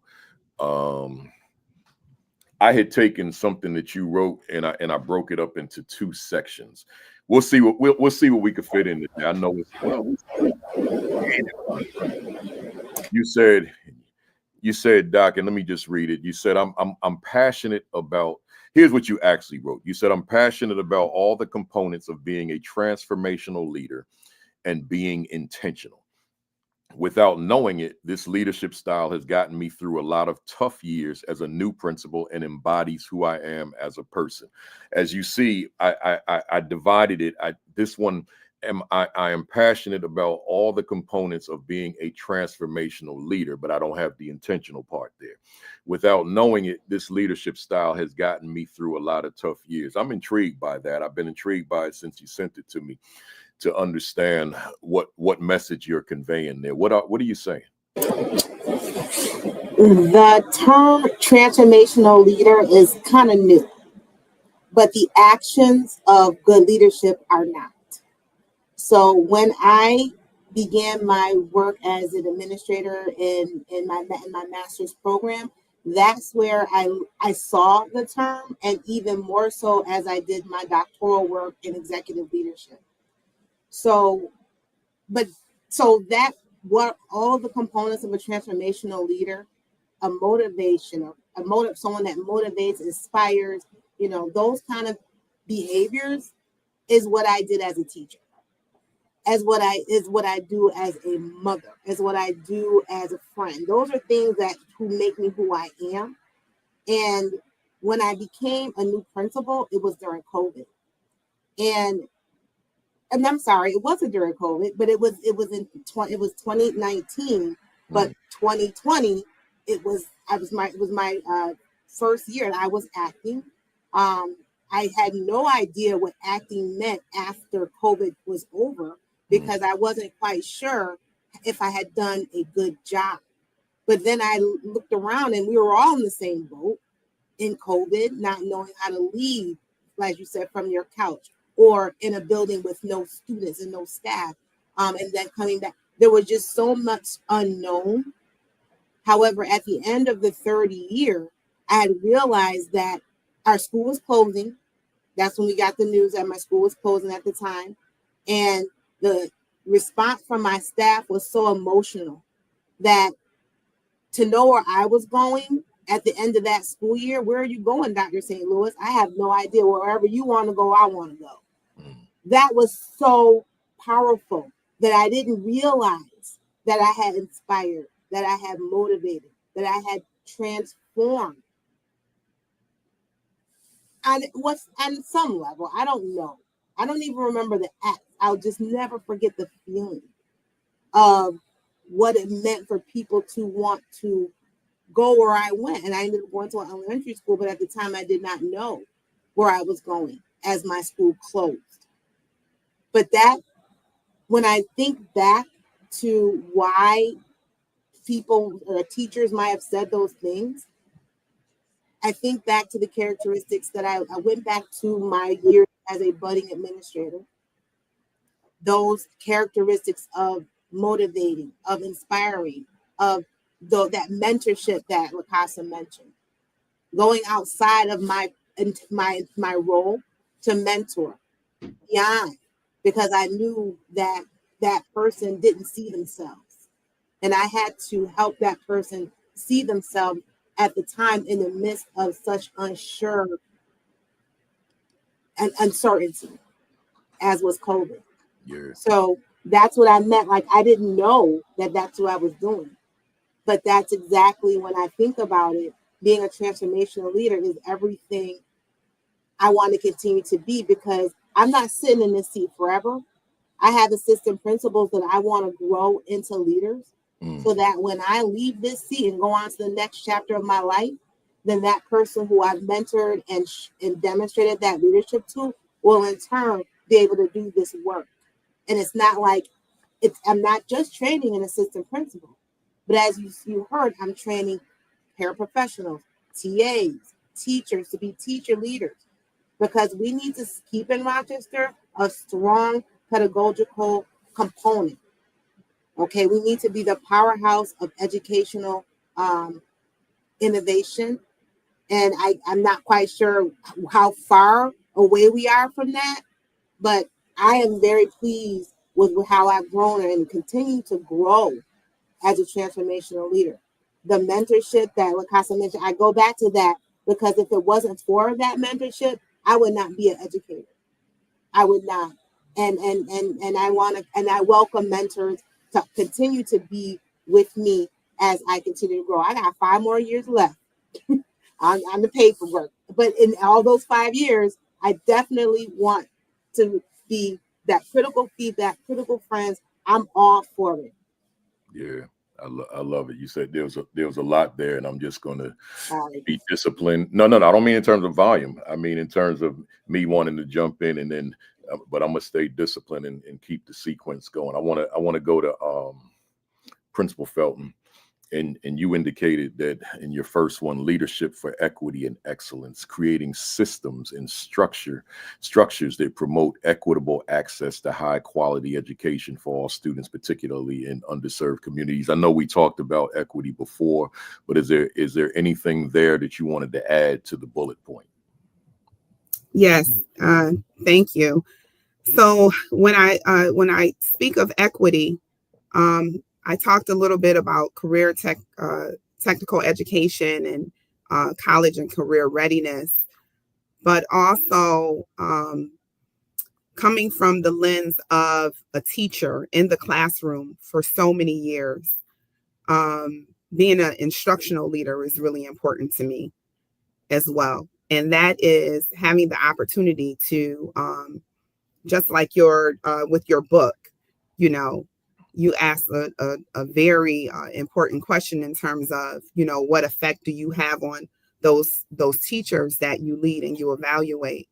That's really important to me. Being able to do walkthroughs, do observations, and give, critical feedback that will help to actually catapult our students forward, right? And so it's really, really critical. It's crucial for teachers and staff for them to kind of see you in the trenches as well, for them to feel like you're arm in arm with them doing the work, and you're not just, in your office and saying you do this and you do that. Although there is some delegation that has to take place with such a large school, I believe that my staff they know and they understand that I will get right in there in the trenches, have those critical conversations with students. We had an initiative a few weeks ago where we had students who were chronically in the hallway. I wanted to make sure that there was restorative practices and that they were connected to some of our agency partners. Center for Youth is one that's in our building where we have several help zones. I'm fortunate to have 3 help zones in my building this year, which is unprecedented. But having those critical conversations with students to say, like I literally said to the group of young people, I have secured, with the help of some partners, business partners, $5 million for jobs. So now we're talking about putting money in your pocket, right? So we're combating poverty, but just speaking to the students, I'm talking about putting money in your pocket so that you could probably do some of the things that you're interested in doing, buy those J's, whatever it is that you want. And in order for me to do that, I asked them the question, what type of student do you think I, as the principal, what type of student do you think I am going to refer to this program? What type of student do you think I'm going to recommend to this program? And I let the students answer. And they said, students that go to class, they get good grades. I'm like, exactly. I'm looking for students who exhibit Edison inventor qualities and characteristics, right? And so it's not too late for you all to turn things around, to do the right thing, because the magic happens inside the classroom and not in the hallway. And so for me, excellence, equity, all of that is not just in word, but it has to be in deed. It has to be me having those critical conversations with my students, saying, what do your grades look like? How was first marking period? And if they're saying, I don't know, I push back. I need to know when I see you next time, you need to know what your GPA was so we can have a conversation about it. Mm-hmm. So that's very important to me. And then also all of us stepping up to the plate. When I talk to staff, I say, we're in this together. I can't lead without you. I can't do the work without you. And so we have an initiative to build culture and community within the school called Stop, Step, and Speak, which I borrowed because, we borrow a lot of things from other educators and principals, and which I borrowed from a principal friend, Keisha. And it is a way to help to build culture and community in the building. Come to your door. Stop what you're doing during transitions. Speak to students. That's right. Encourage them. Motivate them. Let them see that you care about them, not just academically, but what is happening with them and to them outside of the classroom. Because once you build the relationship and the rapport, it's a lot easier for you to say, okay, I need you to turn to page 32 and read along with me. I need you to follow along, or I need you to come up and share, share out what we just discussed, or that ticket out the door. And so part of it is just being in the trenches, being a part of the community, and also just the camaraderie with staff, students, parents. In my school, we're all partnered together. All right. We have Parent Academy. We are all partnered together for the benefit of student outcomes. Everybody. Good stuff. Good stuff. Let me keep it rolling.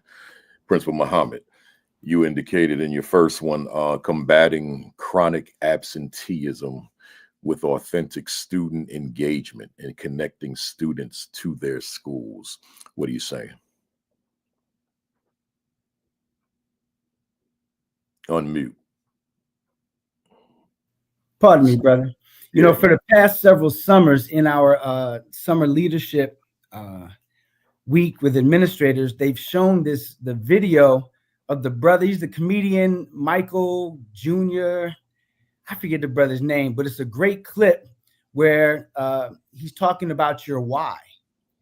And he has the brother who's the music teacher sing Amazing Grace. And then he gives him some parameters around it, right? Powerful. And started thinking, you know, we're asking all of the adults to connect with their why. Shouldn't we ask the students what their why is? That's what Principal Felton is doing when she pulls the young people aside that are just kind of walking in circles, right? Like, why are you here? And so in schools, we talk about this is what you need to do, and this is how we're going to do it. But we don't always get into the why. And for a young child, why is the number one thing. Why? And so I think it's important that we connect students to their why. That was, you read it in our the bio that you read, brother. We started that program SMART, Sports Majors Athletics and Regents Track. And so we started connecting students who had a passion for athletics, not just the athletes, because we have some students in the program, they're not very good athletes, but they have one of these and they like to make videos. And so we put them in media classes and they make videos and they post them to YouTube. We have students that have internships where they're sideline reporters at all of these different high school sporting events, and they're in a public speaking class about that. So we started offering electives in athletics and celebrated that team concept. And in the cohort of SMART students, they have the highest average daily attendance. They have the highest overall GPA. That program has produced the valedictorian for the past 3 years. And anytime you can get the valedictorian and the salutatorian to be Black boys, you're doing something that's great. Yeah. And so first it was a Latino boy, then it was 2 Black boys. Now it's probably going to be a little Black girl in the SMART program. So these students have a why. I didn't go to school because I was excited to go to math class, right? I was like, oh man, I'm not trying, very few get excited because, man, that bell work, third period, we're going to be talking about that Pythagorean theorem, and they're not talking like that. But there's a game on Friday. And so in order to play in the game, I got to go to practice. The other thing, the Rochester City School District, they did a study over a period of 4 years and found that the more sports a student plays, higher the attendance, higher the GPA, higher the graduation rate, but lower the suspension rate. Because you don't have to suspend a student athlete. You just tell them they can't play. What? They'd rather take the suspension as long as they're back in time for the game. So by connecting students to their why, the other thing we did was expanded our club offerings, because we can't be all things to all people. But if there's a teacher who has an interest in something outside of the classroom setting, so now we have an esports club, we have an equestrian club where the art teacher has teamed with a program called A Horse's Friend to take our students out into the rural areas just outside of Rochester and teach them about horses, caring for them, riding them to get them out of the city. So for some students, that's their why. We have robotics. We have driver's ed. The more we're able to offer students opportunities to plug into their own passions, that's what student-centered education is. We tend to have student-centered education based upon what we want to center the student in, as opposed to finding a real way to connect what the student is already centered in into their academics in a very real way. Principal Muhammad, I'm known to, probably in about 99% of my presentations, I make reference to young Principal Kafele. So I want to look at young Principal Kafele at the high school level, relative to everything you just said. Young Principal Kafele didn't have a why. Young Principal Kafele didn't have a why after graduation from high school either for the next 5 years. Talk to us about what in the context of what you just said, what about that youngster in your building or that youngster out here in the world that is just kind of existing, but doesn't have a purpose for existing that he or she is aware of? Great question. There's a lot of young people that are still trying to figure it out. Yeah. So we have an expression at our school in the same way that you have, vision statements in every school, right? We made our vision statement very simple. We're the jewel of the city, period. We're the jewel of the city because our students shine bright. And so we started focusing so much on celebrating what was good that we found that the students who weren't necessarily connected were seeing certain benefits for shining bright. And so as opposed to focusing on the things that aren't going well, like a Paul Laurence Dunbar poem, Life's Tragedy, right? We lament because we didn't sing the perfect song. We were off by just a half key. We started accentuating the good so much that maybe the ones that are a little naughty started saying, well, what do I have to do to? And then we started a program in Shine Bright where teachers nominate students who they caught shining bright. Even the one that might get in trouble a little bit, because even a broken clock is right twice a day. There's got to be something that you found them doing that was good at some point. So nominate them because you caught them shining bright. We started having buckets full of students' names. Now they're saying, Miss, what do I got to do to be nominated? What? Because we will pull them out of class. We found a local Black-owned business, a sister named Shayla J, shameless plug, because she makes this incredible Nana pudding. It's not banana pudding, this Nana pudding. And we would pull the students out of class and have them just sit and be students because they shine bright. Not because they had the best grade, but because maybe they showed up on time. Not because they had the highest GPA, but maybe they just smiled in class. Something good that the teacher can say, you shine bright. So now the other part was, because of those efforts, students started nominating teachers and adults who they thought shine bright for them. So we would get a substitute and pull the teacher out of the class, and they sit with the students and they just talk over some Nana pudding. And so now, just as your book asks the question about how you're able to support a teacher's instruction and your value to a teacher instructionally, everything that takes place in the building has a value instructionally, because if the environment isn't right, see, you can't plant organic seeds in toxic soil. And so if the whole environment is conducive and is encouraging to you shining bright and being great, well, hell, I might as well get in where I fit in, because when in Rome, you do as the Romans do. Powerful stuff. Powerful stuff. Let me keep moving. Hey, folks, we gonna get it all in, I think. Hit that share button, hit the retweet, hit the repost, tag somebody, text somebody, call somebody, let them know we're still here.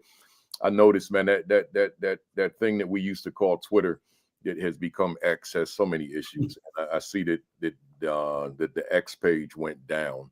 So I was wondering why my numbers weren't what they should be, because I don't have anybody from X on here because that thing shut down. They're having issues over there. So but we're good on Facebook and LinkedIn and YouTube. So let me go to where I need to be and get this next one up.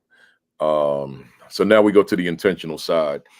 Dr. St. Louis, he said, I'm passionate about being intentional. Without knowing it, this leadership style has gotten me through a lot of tough years. What are you saying about being intentional? That's one of my Mount Rushmore words. Such an important word to our work. What are you saying to? Intentional could be synonymous with thoughtful, but thoughtful is kind of light. Intentional, as far as I'm concerned, means you see the beginning, middle, and end of an action. It may not make sense to everybody around you, but as long as you can see the beginning, middle, and end of an action, then it's going to make sense. It's going to make sense. And to articulate it, we have to be intentional is to put so much energy into the work that you do that it makes sense at some point. Because when I work with intention, sometimes it doesn't make sense to other people. So let me just big up my school. So Montessori Academy, it has long-standing school in good standing, but as of late, the numbers started to shift in the opposite direction. We haven't dug to any root causes as to why, but what I knew as a new principal, I had to show that I could be trusted to bring the school where it needs to be consistently and beyond. Mm-hmm. So that meant that I had to do things that were different than what the current staff were used to doing. I had to intentionally schedule events that were different than Montessori had ever experienced, yet and still I knew in my heart we're going to make the difference. So the school had never had monthly assemblies. I knew that if I were intentional about scheduling monthly assemblies, it would open up a very siloed, grade level driven system of a Montessori quote unquote family and make them a family. We can't be a family in name only. And the only way I knew how to do that was to physically bring everybody together once a month to do, as my colleague Principal Muhammad said, celebrate everything, little, big, student, staff, once a month. And then harken back to Days of Freedom School, Montessori. And then I may even say there's a lot of schools that are not comfortable or in tune of that very culture responsive call and response that belongs in schools all day long. So during those monthly assemblies, we do a lot of call and response. We do a lot of celebrating. We do a lot of affirming, and it's very student centered. So that one act of bringing the school together in monthly assemblies, again, an elementary school that does not have monthly assemblies was shocking to me.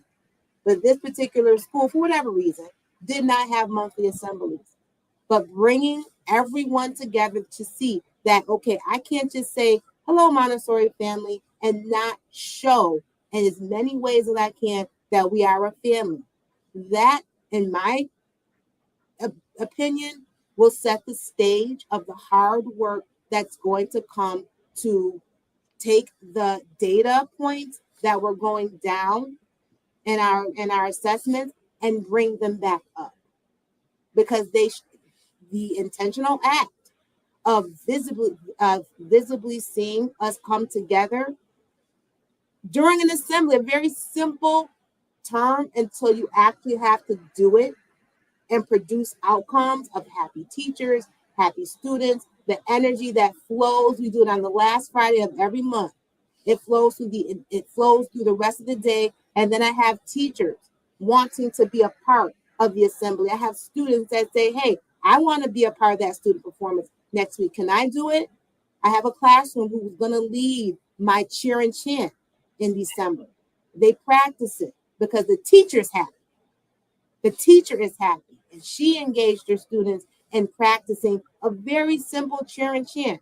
Now, if that act can develop a sense of community, then when I need the hard work of school-based planning team, the hard work of our school improvement team to build and have courageous conversations to build on what we started and to do things to get us back to where we need to be academically as far as our state accountability is concerned, I believe that would be an easier transition because they've learned how to work together in concert with each other. I mean, there's so much more I can say, but I'll stop there. No, you said a lot of good stuff, and I was waiting for whenever you ended to say to the fam out there. I hope you heard all of that, fam. That monthly assembly. Mine probably looked different from yours because mine was very principle centered in terms of just my monthly message. I thought of like thinking about the president's state of the union, or the governor's state of the state, or the mayor's state of the city. Well, I would do my state of the school every month. Every first day of the month was my day to bring the entire student body, staff body together. And here's what's on my mind. Here's some data I want to show you in various different regards of the school, and so forth. And it just, instead of just going through school for 10 months, it gave us that interval to say, let's stop and pause, and here's where we are relative to where we're going. Because I think in a different conversation, you all would probably know that I spend a lot of time talking about the significance of the school mission and the school vision. And those meetings were designed for us to ensure that we are, in fact, walking in the mission of the school and walking in the vision of the school, as opposed to being a school that is missionless or visionless, or the school not knowing what the mission is, or the school not knowing what the vision is. So that was just those 10 intervals where I just bring everybody together, and we call it the principals meeting.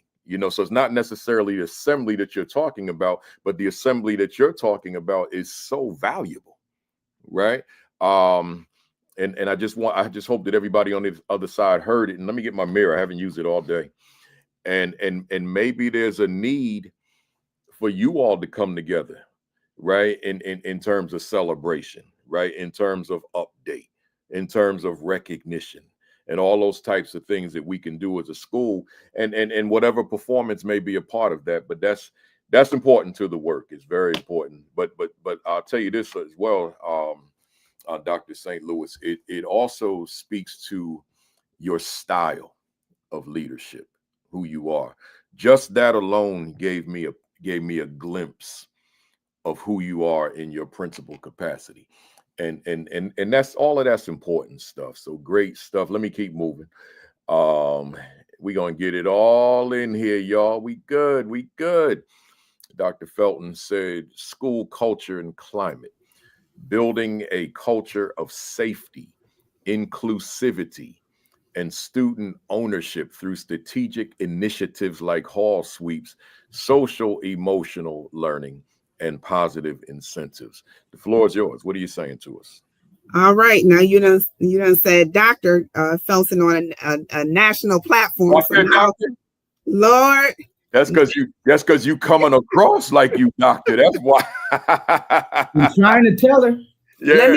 Let me just have a sip of water on that one. So let me ask you, are you working on it?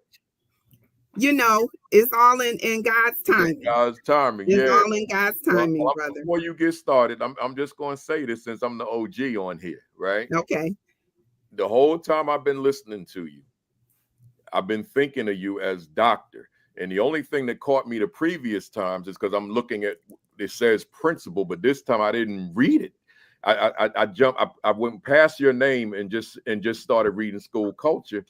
And I guess doctor came out. So it's out there in the universe. I'm just a contributor. I'm sure others have called you that too. So now I'm just a contributor to what you need to add to your crowded plate. And because that bio is this long, so there's a lot of other things that you do, right? So, but to add to your crowded plate, that I got to get that doctorate too. I'm glad you're telling her that. Thank you. Yeah, there you go. Brother Muhammad has told me the same, and I appreciate that. I truly do. I appreciate it. I want to say, just like what Jason and Djinga said, it's really, I want to piggyback off of what they said. It's about building capacity. And for me, when I look at my students, we call them scholars, Edison inventors, right? I want them to be leaders. And so anything that I can do to promote and encourage that, and to be deliberate and intentional about them seeing themselves as leaders, is really important to me. It's always at the forefront. So we have students that sit on the district's Student Leadership Congress. We have student leaders that are here in our building.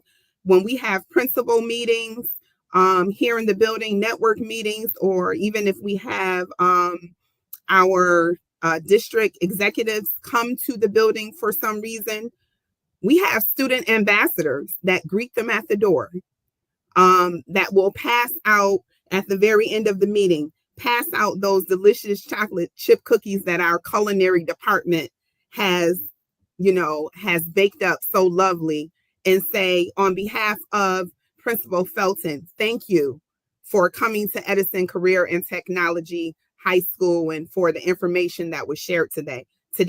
So we teach them and we train them. We don't just assume that they're going to know how to be leaders. And then we lead by example. As mentors, we show them, how it should be done. And so we have a very robust student leadership committee here. We have a lot of student leaders when it comes to our cohorts, that we have advisors that work with our students 9th all the way through 12th grade, students that are presidents, vice presidents, treasurers, secretaries, and a part of a lot of the organizations and the clubs that was mentioned before throughout our building school-wide. Those clubs are student-led.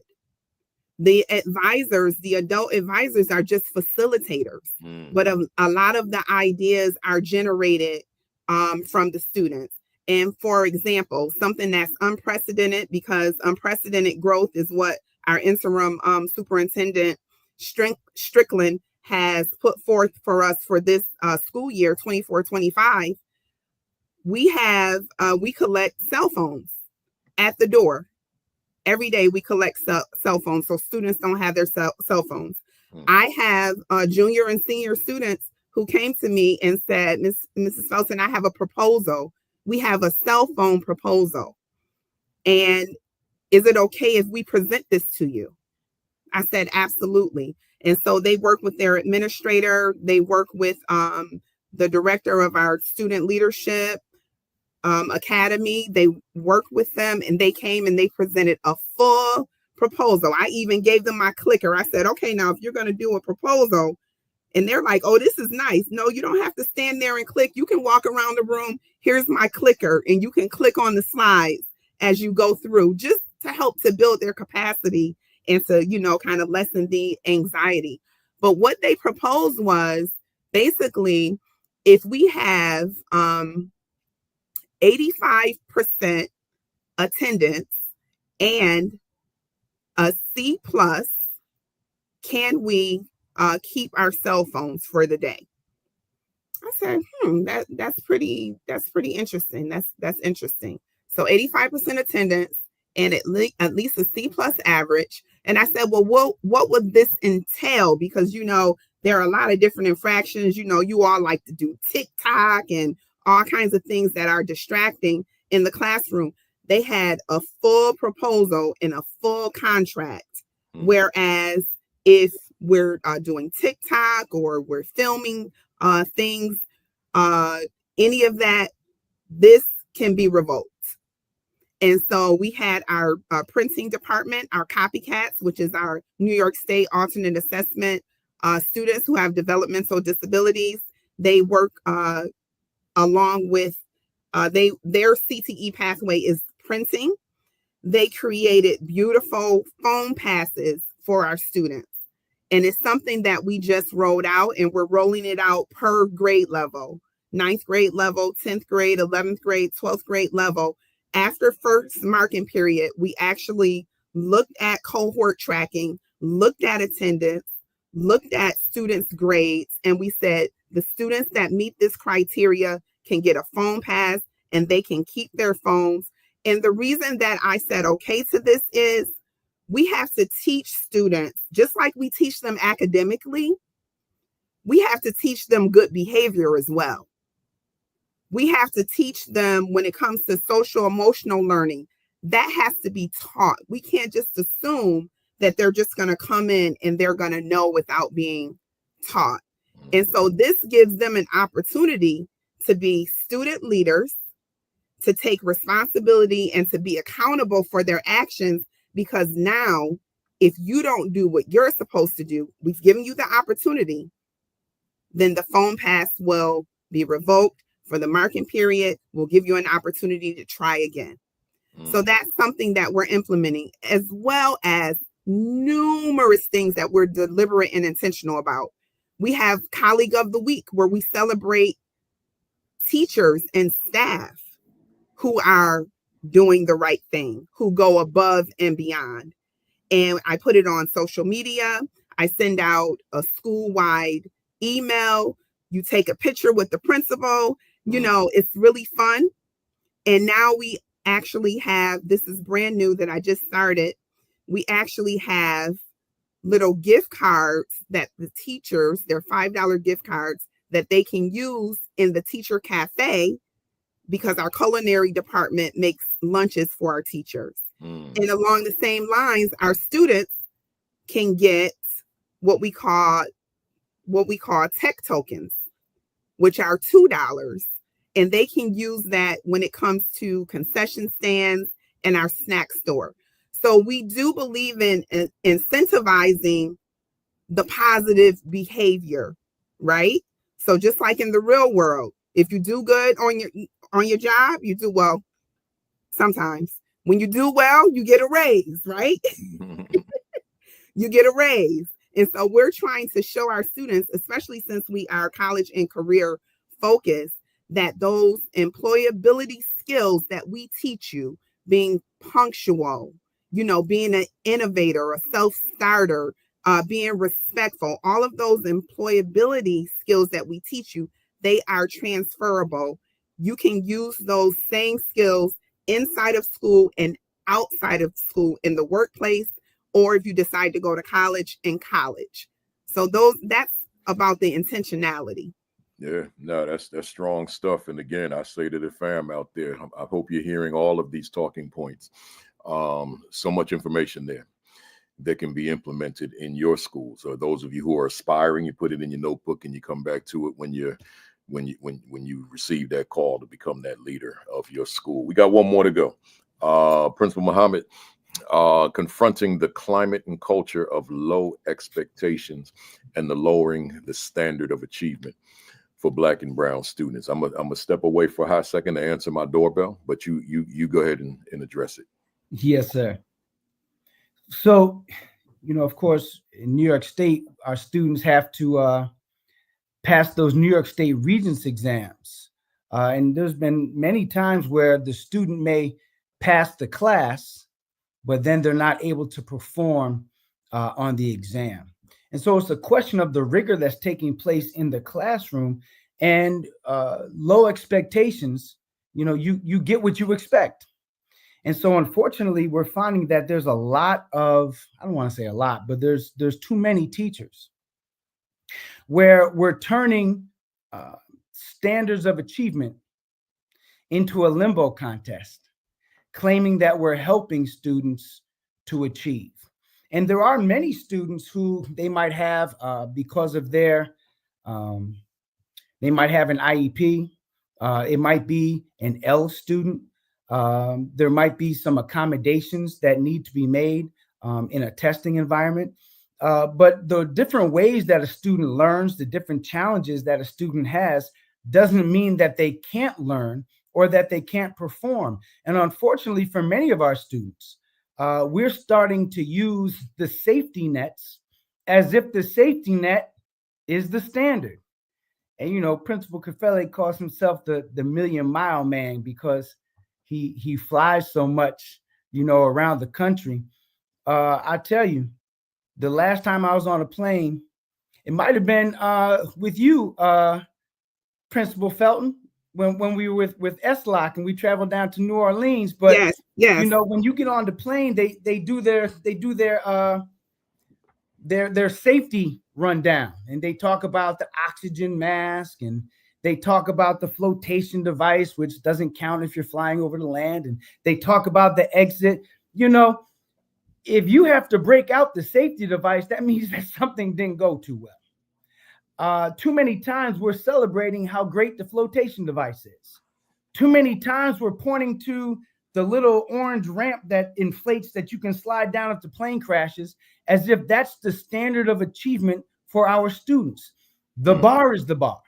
And too many times we are treating education as a limbo contest, where we're celebrating and hyping up our students to actually go under the bar.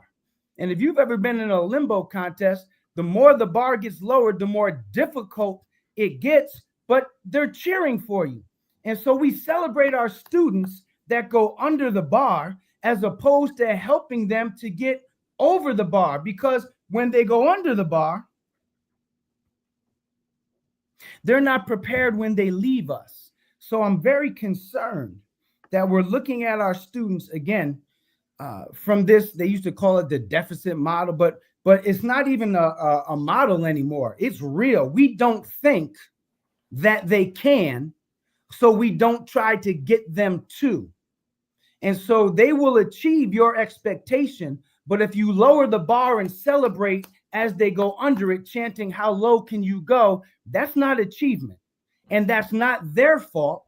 That's our fault as educators, or as those who supervise teachers, who should be in there making sure that the standard is the standard, and we aren't looking to celebrate the safety measure, the safety net, the little whistle on the flotation cushion, the inflatable slide. We're supposed to take off, get at a nice cruising altitude, and land softly at graduation. And anything less, that's not education. That's enabling and actually setting our children up for failure. You know, I'm stuck on the limbo contest. That I ain't never heard that one before. That's what my teacher said. This ain't a limbo contest. It ain't a limbo contest. Yeah, that's powerful stuff, and we celebrate that. You know, when I'm in the Caribbean a lot, and there's always the limbo guy, you know, and everybody's amazed that you're going under the bar. I need to, next time I go to Jamaica, I need to just step over the bar. Brother, let me share this with you just real quick, because I was ready to, as they say, die on this hill. Because you have students that have certain needs. They need certain modifications or accommodations, right? They need help in the classroom to achieve the learning standard. And we had folks that were telling our students, well, you only need in New York State a 55 to pass. You only need. And so I actually went to the students and said, let me ask you all a question. What letter grade equals a 65? The students were like, that's a D, Muhammad. I said, so if you got a 64, what's that? They said, oh, that's an F, you failed. I said, so let me ask you a question. How could you only need a 55 if you already know that a 55 is an F? How could you pass by failing? And they started looking around. I said, don't fall for that. Yeah. You're succumbing to someone else's low expectation. And I don't care who it is, and tell them I said so. But we're not going to go under the bar. Now, you might be in a situation where you need help. You might be in a situation where it's difficult. That's fine. But the goal is the goal. And by getting our students to strive to reach the goal, they'll do their very best. And in truth, that's really all we can ask of them. But asking them to not do their best and calling that achievement, I'm not here for that, brother. Same here. I think just to add my 2 cents then to speak to the fam out there. If there's somebody out there watching now, I know, Josh, I know you told me the mirror is not clean. If there's somebody out there and your standards are low and you know they're low, or Principal Muhammad's message was a wake-up call that your standards, your expectations, your anticipation is low, then you know you got some soul searching to do over the weekend. And how do I go back on Monday with a heightened sense of standard, right? That truly, as a result of being my student, my students are being challenged.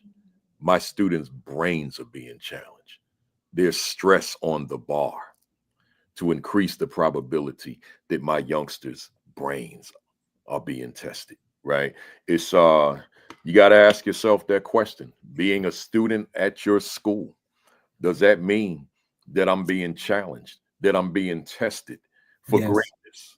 Or is it that being a student in my school, I can skate, I can get over, and still it appears as an illusion that I'm really doing great, but I'm not. It's just, I went to see David Copperfield last week, right? And somehow mysteriously a full-fledged car appeared on the stage, but it's an illusion. I don't know what the illusion is, but but I know no car just shows up on a stage without some type of an illusion happening. So it's the same. Is it an illusion that your students are performing at high levels, or is it real? Right. The key is under your leadership. That matters. Man, let me tell y'all, man, this was phenomenal, but we got one more thing to do, and that's the impact questions, which I call my BAM impact questions. We got 20, and we'll go 7, 7, and 6, and then all three of us will take the last one. So I'll start off with Dr. St. Louis. By the way, these are just one sentence or one word answers. If you find that you're inserting a comma, then I'll probably say too long.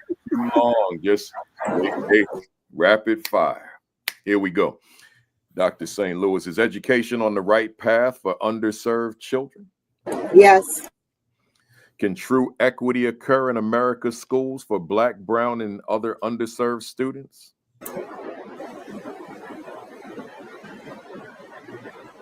Yes. Does Dr. Djinga St. Louis's work contribute to the progress we desperately need? Absolutely. If you could do a reset on your life, would your line of work be different or the same? The same. Why do you continue to do this work? Because I know I am making an impact. What particularly fires you up within the work that you do? Knowing that at some point it will make an impact. You're not going to see it right away. What do you dislike about the work you do? Systems that are made for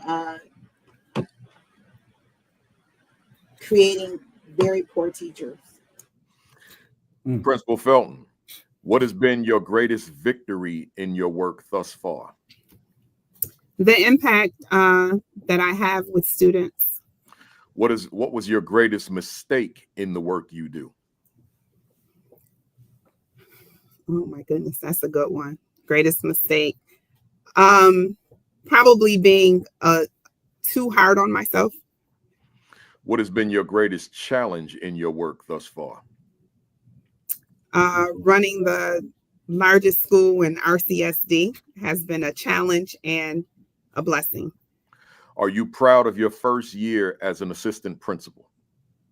I started out as a director, but absolutely. And as a principal, my first year, yes.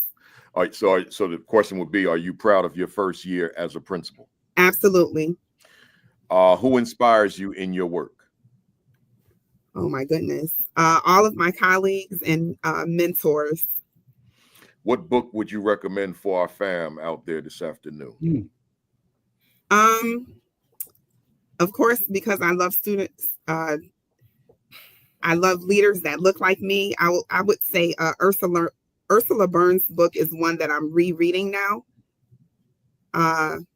Yeah, love her book. That's good. Principal Muhammad, what do you want to accomplish that you have not accomplished yet? That's big. My book. Oh, okay. Are you satisfied with where you are professionally right now? No. What would you say to an AP out there who continues to face closed doors to the principalship? Someone else's perspective is not your reality. What would you say to a leader out there who's lost their leadership passion? Leadership leads the ship. Keep grinding. What would you say to a leader out there who's lost their leadership confidence? Only God can judge you. And if Principal Jason Muhammad, in fact, I'm gonna add the other title of Student Minister Jason Muhammad, Student Minister Principal Jason Muhammad was a word in a dictionary, what would be your definition? Passion. Passion.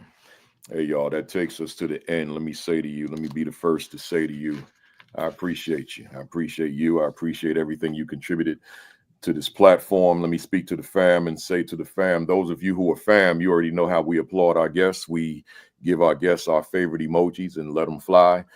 Those of you who are here for the first time, hopefully not the last time, if you appreciate it today, if it resonated with you, if you got some gems, if you got something you could implement when you go back to school, if it was just good teaching today, you felt inspired, you felt motivated, you felt empowered, give us those emojis that are your favorites. That's the way we applaud our guests. Just let them emojis fly, as I see they've been doing.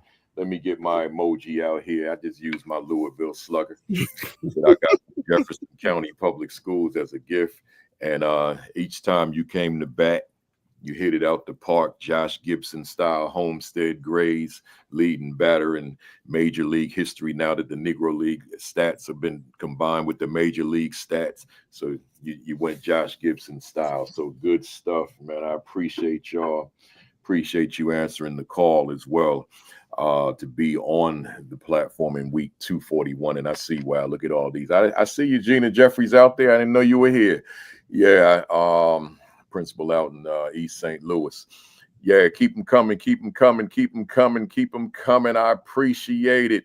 Let me go to each of you. I don't know if anybody out there is in the consulting world, but if you are, tell them how to book you. If you're not, just how can they stay in touch with you so that they can continue to learn from you via social media? Let's start with Dr. St. Louis. You want my I'm not on social. I'm only on Facebook. Yeah, well, I may look young, but I'm really older, so I just can't do all those things. But Facebook is the best way to keep in touch with me. Go to the Rochester City School District web page and look up Montessori School number 53, and you will see everything about my school and my email if you're interested in anything I've said. You want to know more. So if somebody, you know, even though you're not out here as a professional consultant, but if somebody heard enough from you to say, I think I want you to come to my school and speak to us, then that's the way they would reach you, correct? Very good. Let's go over to Principal Felton. Same thing. Yes, I want to publicly acknowledge this as well, Principal Kafele. I'm not sure if you're aware of this, but your mirror, we were all given a mirror. No, you were very impactful when you came to RCSD and you did our principal leadership. You were the keynote, and all of the principals were given a mirror. Oh, wow. At the beginning of the school year. So I want to acknowledge your impact and let you know that we really do appreciate the work that you're doing. If anyone wants to get in contact with me on Twitter, I am at LaCassa D Felton. LaCassa is LaCassa D Felton. On Facebook, Proud ET Principal Felton. And LinkedIn, LaCassa D Felton.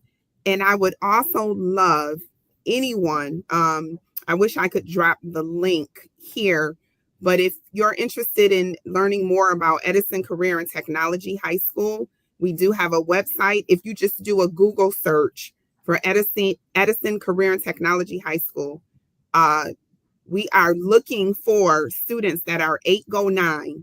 As a matter of fact, on Friday, school choice opened up. So we're looking for students, for 9th graders that are interested in career technical education. We are the premier school in Monroe County. And so if you have nieces, nephews, children, you know, please share with your network that they need to be at ET. And if I could, before I go to you, Principal Muhammad, if I can give a fun fact, for those of you out there who are fans of Dr. Bettina Love, who I certainly am a fan of, she's a graduate of Edison Tech, and her basketball jersey is retired there. So Yes, it is. she was no lightweight basketball player either, in addition to her being a standout scholar. So fun fact, Principal Muhammad. Yes, sir. You can actually go to my website, jasonrmuhammad.com, jasonrmuhammad.com, and get a hold of me. And yes, I am trying to live in that consulting space as well. Brother, you and my good friend, Brother Dr. Anthony Muhammad, are two wonderful examples. You mentor me unknowingly from afar. So I appreciate all the work that you do. So yeah, you can go to jasonrmuhammad.com. Good stuff. And, you know, I scrolled all of your social media. I always do when I bring on guests in case there's something on the pages that I might want to bring into the discussion. So that picture of you and Anthony, you and Dr. Muhammad was one powerful picture indeed. Right. So good stuff. To the fam out there, as always, I appreciate you being here for week number 241. So we've been doing this for quite a long time, 5 years. And I want to invite you to keep on coming back. Let me go through my announcements. You all stay on so I can holler at you off camera. But let me go through the announcements real quick, and then I'll say goodbye to everybody. Next week number 242, I got my guy Thomas Murray. He's a director of innovation at Future Ready Schools, and author of Personal and Authentic, and former school and district leader. He'll be joining me. We're going to go one-on-one, and join me for that week 242. Next Saturday, 10 o'clock Eastern Time, Sean Hurt, followed by Create and Educate with Dr. Sheikah Houston and Dr. Tammy Taylor at 10:30. These are all Facebook Live. And then myself at 10:55. And then on Sunday, PDP podcast with Josh Tovar and Dr. Madi Moreno, Sundays at 7 o'clock Eastern Time. Hey, y'all, it's here. It's in my hand. For those of you that weren't tuned in earlier, it's in my hand. It's not available yet, but you can pre-order right now. It'll be available in 9 days, right? So pre-order now. What is my value instructionally to the teachers I supervise? This is my 14th book, but it is my most important book. It's the most important. I've never been as excited about a book that I've written as I am this one, and that's inclusive of my very first. You know, you figure your first book, you're just overly elated. Nah, this book.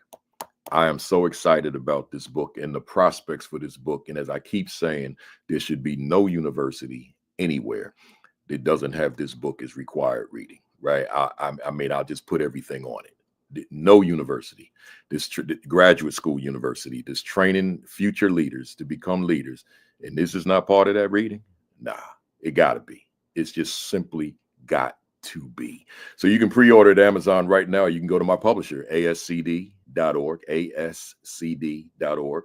You can go to barnesandnoble.com, but I always say Amazon because I can track the rankings. And right now, well, last time I checked a few hours ago, it was ranked number 6 in the bestseller list for administration. Earlier in the week, it was at number 1, and it stayed there for quite a while. And then it went to number 2, 3, 4, 5, 6. So now that we're Saturday and I'm promoting again live, bring this back to number 1, right? Appreciate y'all. Where we at? School Leadership Institute with Principal Kafele, July 15 and 16. Go to principalkafele.com. Scroll down on my homepage and you'll see it. Join me this summer, July 15, 16, all day long. We're talking instructional leadership. That's all we're going to talk. And any questions or comments that you have outside of instructional leadership, certainly I'll address them. But in terms of my focus, this is it. And let me add, you register, you get a free copy. You know that. You get a free copy. So if you already bought it, just buy it for somebody else, right?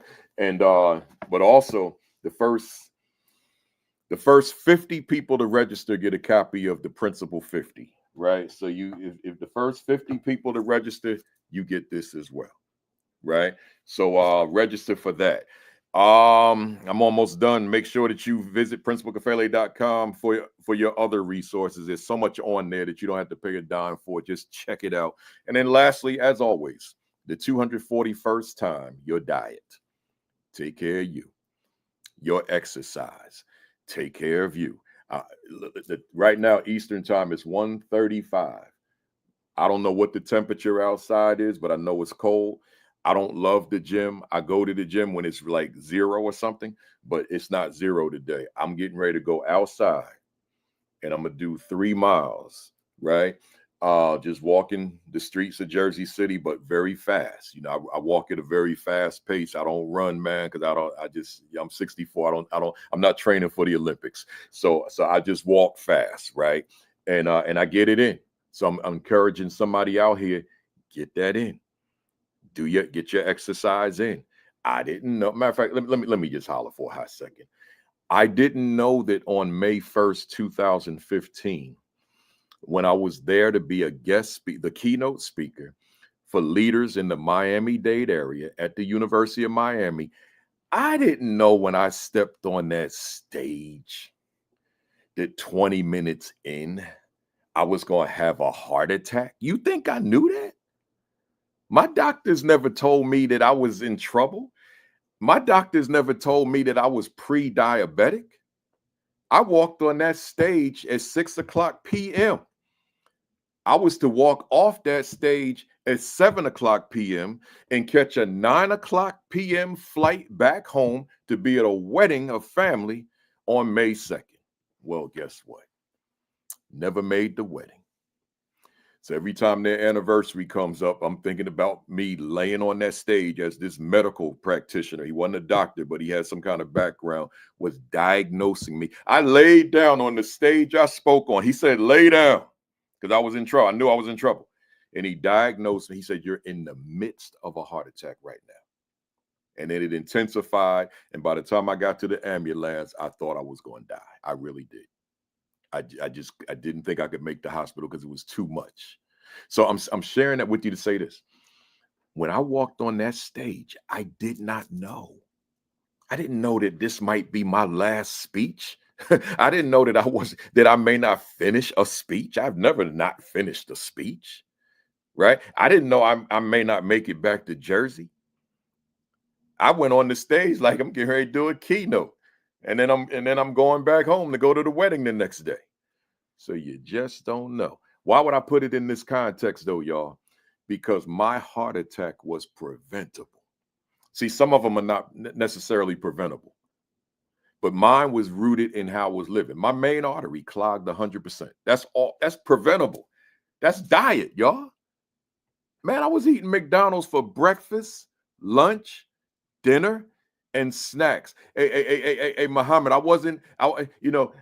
to eat to live. I wasn't eating to live, right? I was eating to just be full, right? So just to eat. So I'm saying to somebody else, I haven't had fast food since then, right? And then the diabetes came with my heart attack. Imagine that. It came with it like it was a package deal. Doctor wakes me up in the morning from surgery. You have type 2 diabetes. What? I wasn't pre-diabetic. What are you talking about? You're full-blown type 2 diabetic now. So all that was preventable. Man, the way I was eating, all them sodas I was drinking, like 6 to 12 a day, Coke and Pepsi a day. Refill. So I'm going a little longer on my ending than I normally do on diet and health, just to say to somebody out there, I'm probably doing it because I got Principal Muhammad on here. And that's probably where the motivation is coming from.